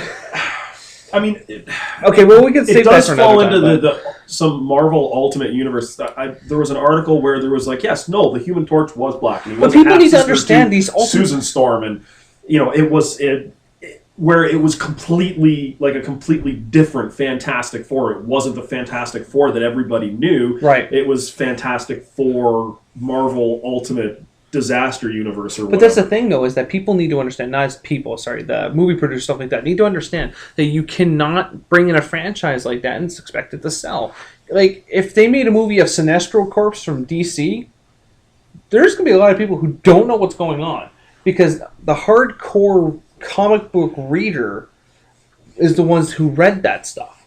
Not the if you were a regular kid growing up reading comic books, you read Batman, Spider-Man, X-Men, and maybe Superman. Superman. Well, the only issue that most people read was the death of Superman because everyone thought it would never happen. But beyond that, they had all those different spin-offs. Like, I mean, I'm just reading them now with the different storylines of Batman. The fact that there's an alternate universe that Batman's father survived and he became Owlman, and then he trained Bruce Wayne to become Batman. I'm like, what the fuck is this shit? You have Frank Miller's franchise that's completely different from everything else. I mean, I'm happy that there's different writers, but to the regular comic book person, they don't know. Yeah, and that's and we've had this discussion before. That's a big reason why I haven't gotten into DC Comics is because there's so many different universes. I don't know what is canon and what isn't. But even Spider-Man's notorious for it. Like, I mean, there were so many different Spider-Mans. I remember the first issue of Spider-Man 2099. I went, threw it out. I was like, this is horse shit. You ruined Spider-Man for me. Yeah. Because I was a diehard Spider-Man fan during the McFarlane era. And I was like, this is amazing. And it's like, this is going to be replacing everything. And you're like reading like, oh. And then McFarlane left and joined Image. And now McFarlane has more money than God. Yep. Thanks, Spawn. But I mean, but now they also came out with the Guardians of the Galaxy trailer. What's our first impressions of that besides the fact Batista's in it? Oh my god, it's so awesome. Like, fuck. It looks so... It's going to be so bad. No, it's not. But it is, and like it's going to be good because it's going to fulfill you, but at the end you're like, this was shit. Like, I mean... You're going to hate yourself for what? You're going to hate yourself Really? for what? You think so? It's kind of like when you watch the second Fantastic Four. I know, too soon. When you watched it, it was like a running plug for franchise, like Dodge and shit. You're like, this is not a good movie. And really, I don't know much about Guardians of the Galaxy to care enough, but the trailer, I'm like, okay, you got Batista, so you have a failing wrestling star who can act. Why is Bradley Cooper a raccoon? Okay, whatever. He's not a raccoon. Don't call him a raccoon. Okay. Little furry animal that has an attitude. Raccoon. And Vin Diesel's a tree? At least he got away from the white wife beater and the khakis for a movie. Like, I don't know. What's this? Michael Rooker's in it at some point? He's got some type of role. Hold on. I heard Tony Stark's got some type of role in this too. Michael Rooker's Yondo, who's another member of the Guardians of the Galaxy. But I don't understand. Well, that's just it, because it's and we put the meme up on the page yesterday because I thought it was hilarious. Of the scene in Man of Steel where, he says the world's not ready for you. Yeah. Yeah, DC, the world's not ready for a Wonder Woman movie. Marvel, here's a movie with a talking raccoon, and let's not forget a talking tree. Doesn't mean it's gonna be good though. But you know what? I think look at the Marvel movie universe as it's been since Iron Man. Like, let's forget. We're gonna forget about that Daredevil Electra moment. Let's forget about the 80s and the 90s. Okay. Let's go from Iron Man up. When it fell into a unified kind of canon universe that was going to be built up around what was happening, right? When they got that big Phase 1, Phase 2, Phase 3, how they were going to create it. Have they really given us an overly disappointing film? Well, they gave a disappointing film. They did fuck with things they shouldn't have fucked with. Well, yeah, but again... Tony Stark's got a drinking problem. Everyone knows Tony Stark's got a drinking problem. And, in this movie, because Disney bought us, it's going to be all about anxiety. Yeah.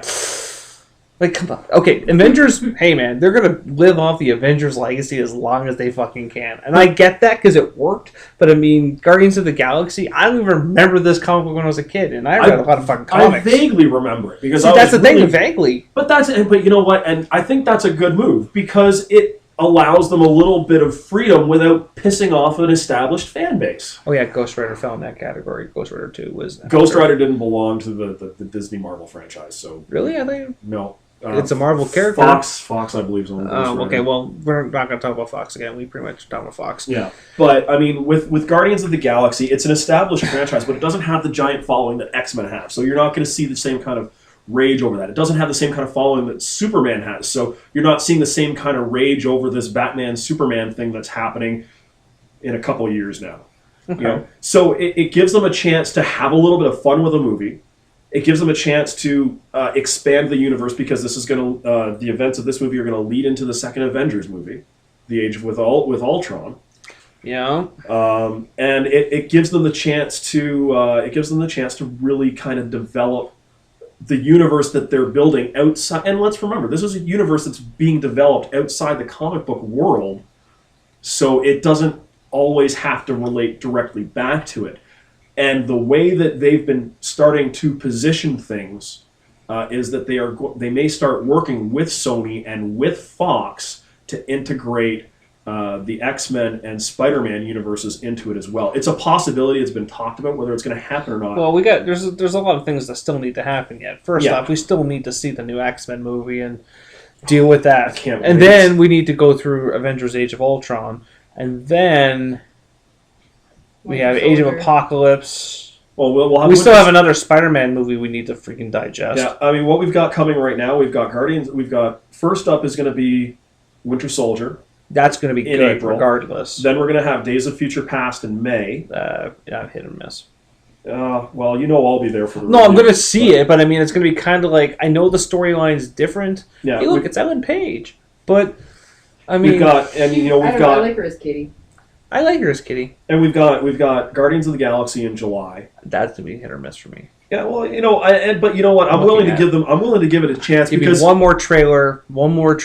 because you know what? I love Chris Pratt. He's absolutely hilarious. Wow. I mean, you saw. Do you watch Parks and Rec?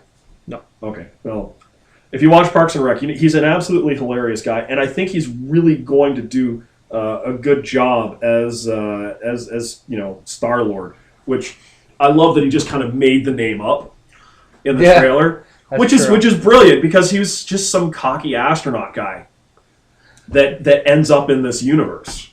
So I'm really looking forward to it. I want to see what they do with it because it's something that's going to be completely new to me. I've seen X-Men and read X-Men. I've seen all of these comic book movies and read all the comic books that have come up until this point. This is going to be the first real new property for me that I have absolutely zero. Well, at least that you have that going into it. I think that's the thing we're all going to have going into is that we don't have a bar set. We kind of like, it's going to be good or it's going to be shit. We're going to find out in 90 minutes. It's being directed. It was written and directed by James Gunn, who tutored under Joss Whedon. That doesn't help your case. I'm still on this anti-Joss Whedon band. No, that's fine, but I mean, you look at what Joss did with Avengers. You look at what Joss has done previously. James Gunn's got a good reputation. He does, but we'll just see how that turns out. Like, I mean, I don't know much about it, so in one hand, I can kind of just be like, okay, this is how it is, and I can just go with it and run with it, and not be worried about it. But on the other hand, though, just their cast does not sell me, especially like there's so many people in this world, and you had to pick a fucking wrestler. You should kick them out and put Hulk Hogan in there. No. Like, I mean, at least Hulk Hogan's got acting cred-ish. Like, Batista, his major problem when he is a WWE wrestler is that he can't act, and he can't be sold because he can't act. So you put him in this fucking movie to help continue a storyline or a universe and blah, blah, blah. And I'm like, you put Batista. Like, I mean, there's so many other fucking people you could have picked in this world. But that's just my opinion. But that's pretty much it. I think we're done. 2 hours again. Jeez. You think people are going to start getting mad at us about this? No, I don't think so. We're still getting about 100 listens a day. So I mean, what I'm really looking forward to though is seeing Karen Gillan in that movie as Nebula, because she looks seriously badass with the blue skin and the bald head. Oh yeah, I forgot about that. All right, well, I think we're done. Anyone got any questions, comments, concerns? No, that pretty much does wrap up. I'm actually tired. I literally could nap right now and be okay with it. I'm just hungry. I'm hungry too. On that note, I'm going to enjoy a chimichanga, and Rainer is not. Yep. Because it's not Don't gluten-free. forget to like us on Facebook, The Droids You Are Looking For Canada, and follow us on Twitter, which is just the initials, TDALF _ TD. Oh, I know. I just say our name as an acronym. Yeah. That's what I say. It's easier. _ Canada. _ Canada on Twitter. Yep. And hopefully soon we'll have some more exciting news about how we're trying to grow. Yeah. Maybe we should get Kiefer Sutherland on the show. That'd be fun. So we can end the show as Jack Bauer. Or just get him to record a bumper for us. Even a bumper show. Oh, I'm Jack Bauer. I'm going to kick in your door now. Anyways. Chimichanga time! Game over, man. It's game over. Thanks for listening to the Droids You Are Looking For podcast. Stay tuned for next week's podcast. Remember, the Force will be with you always.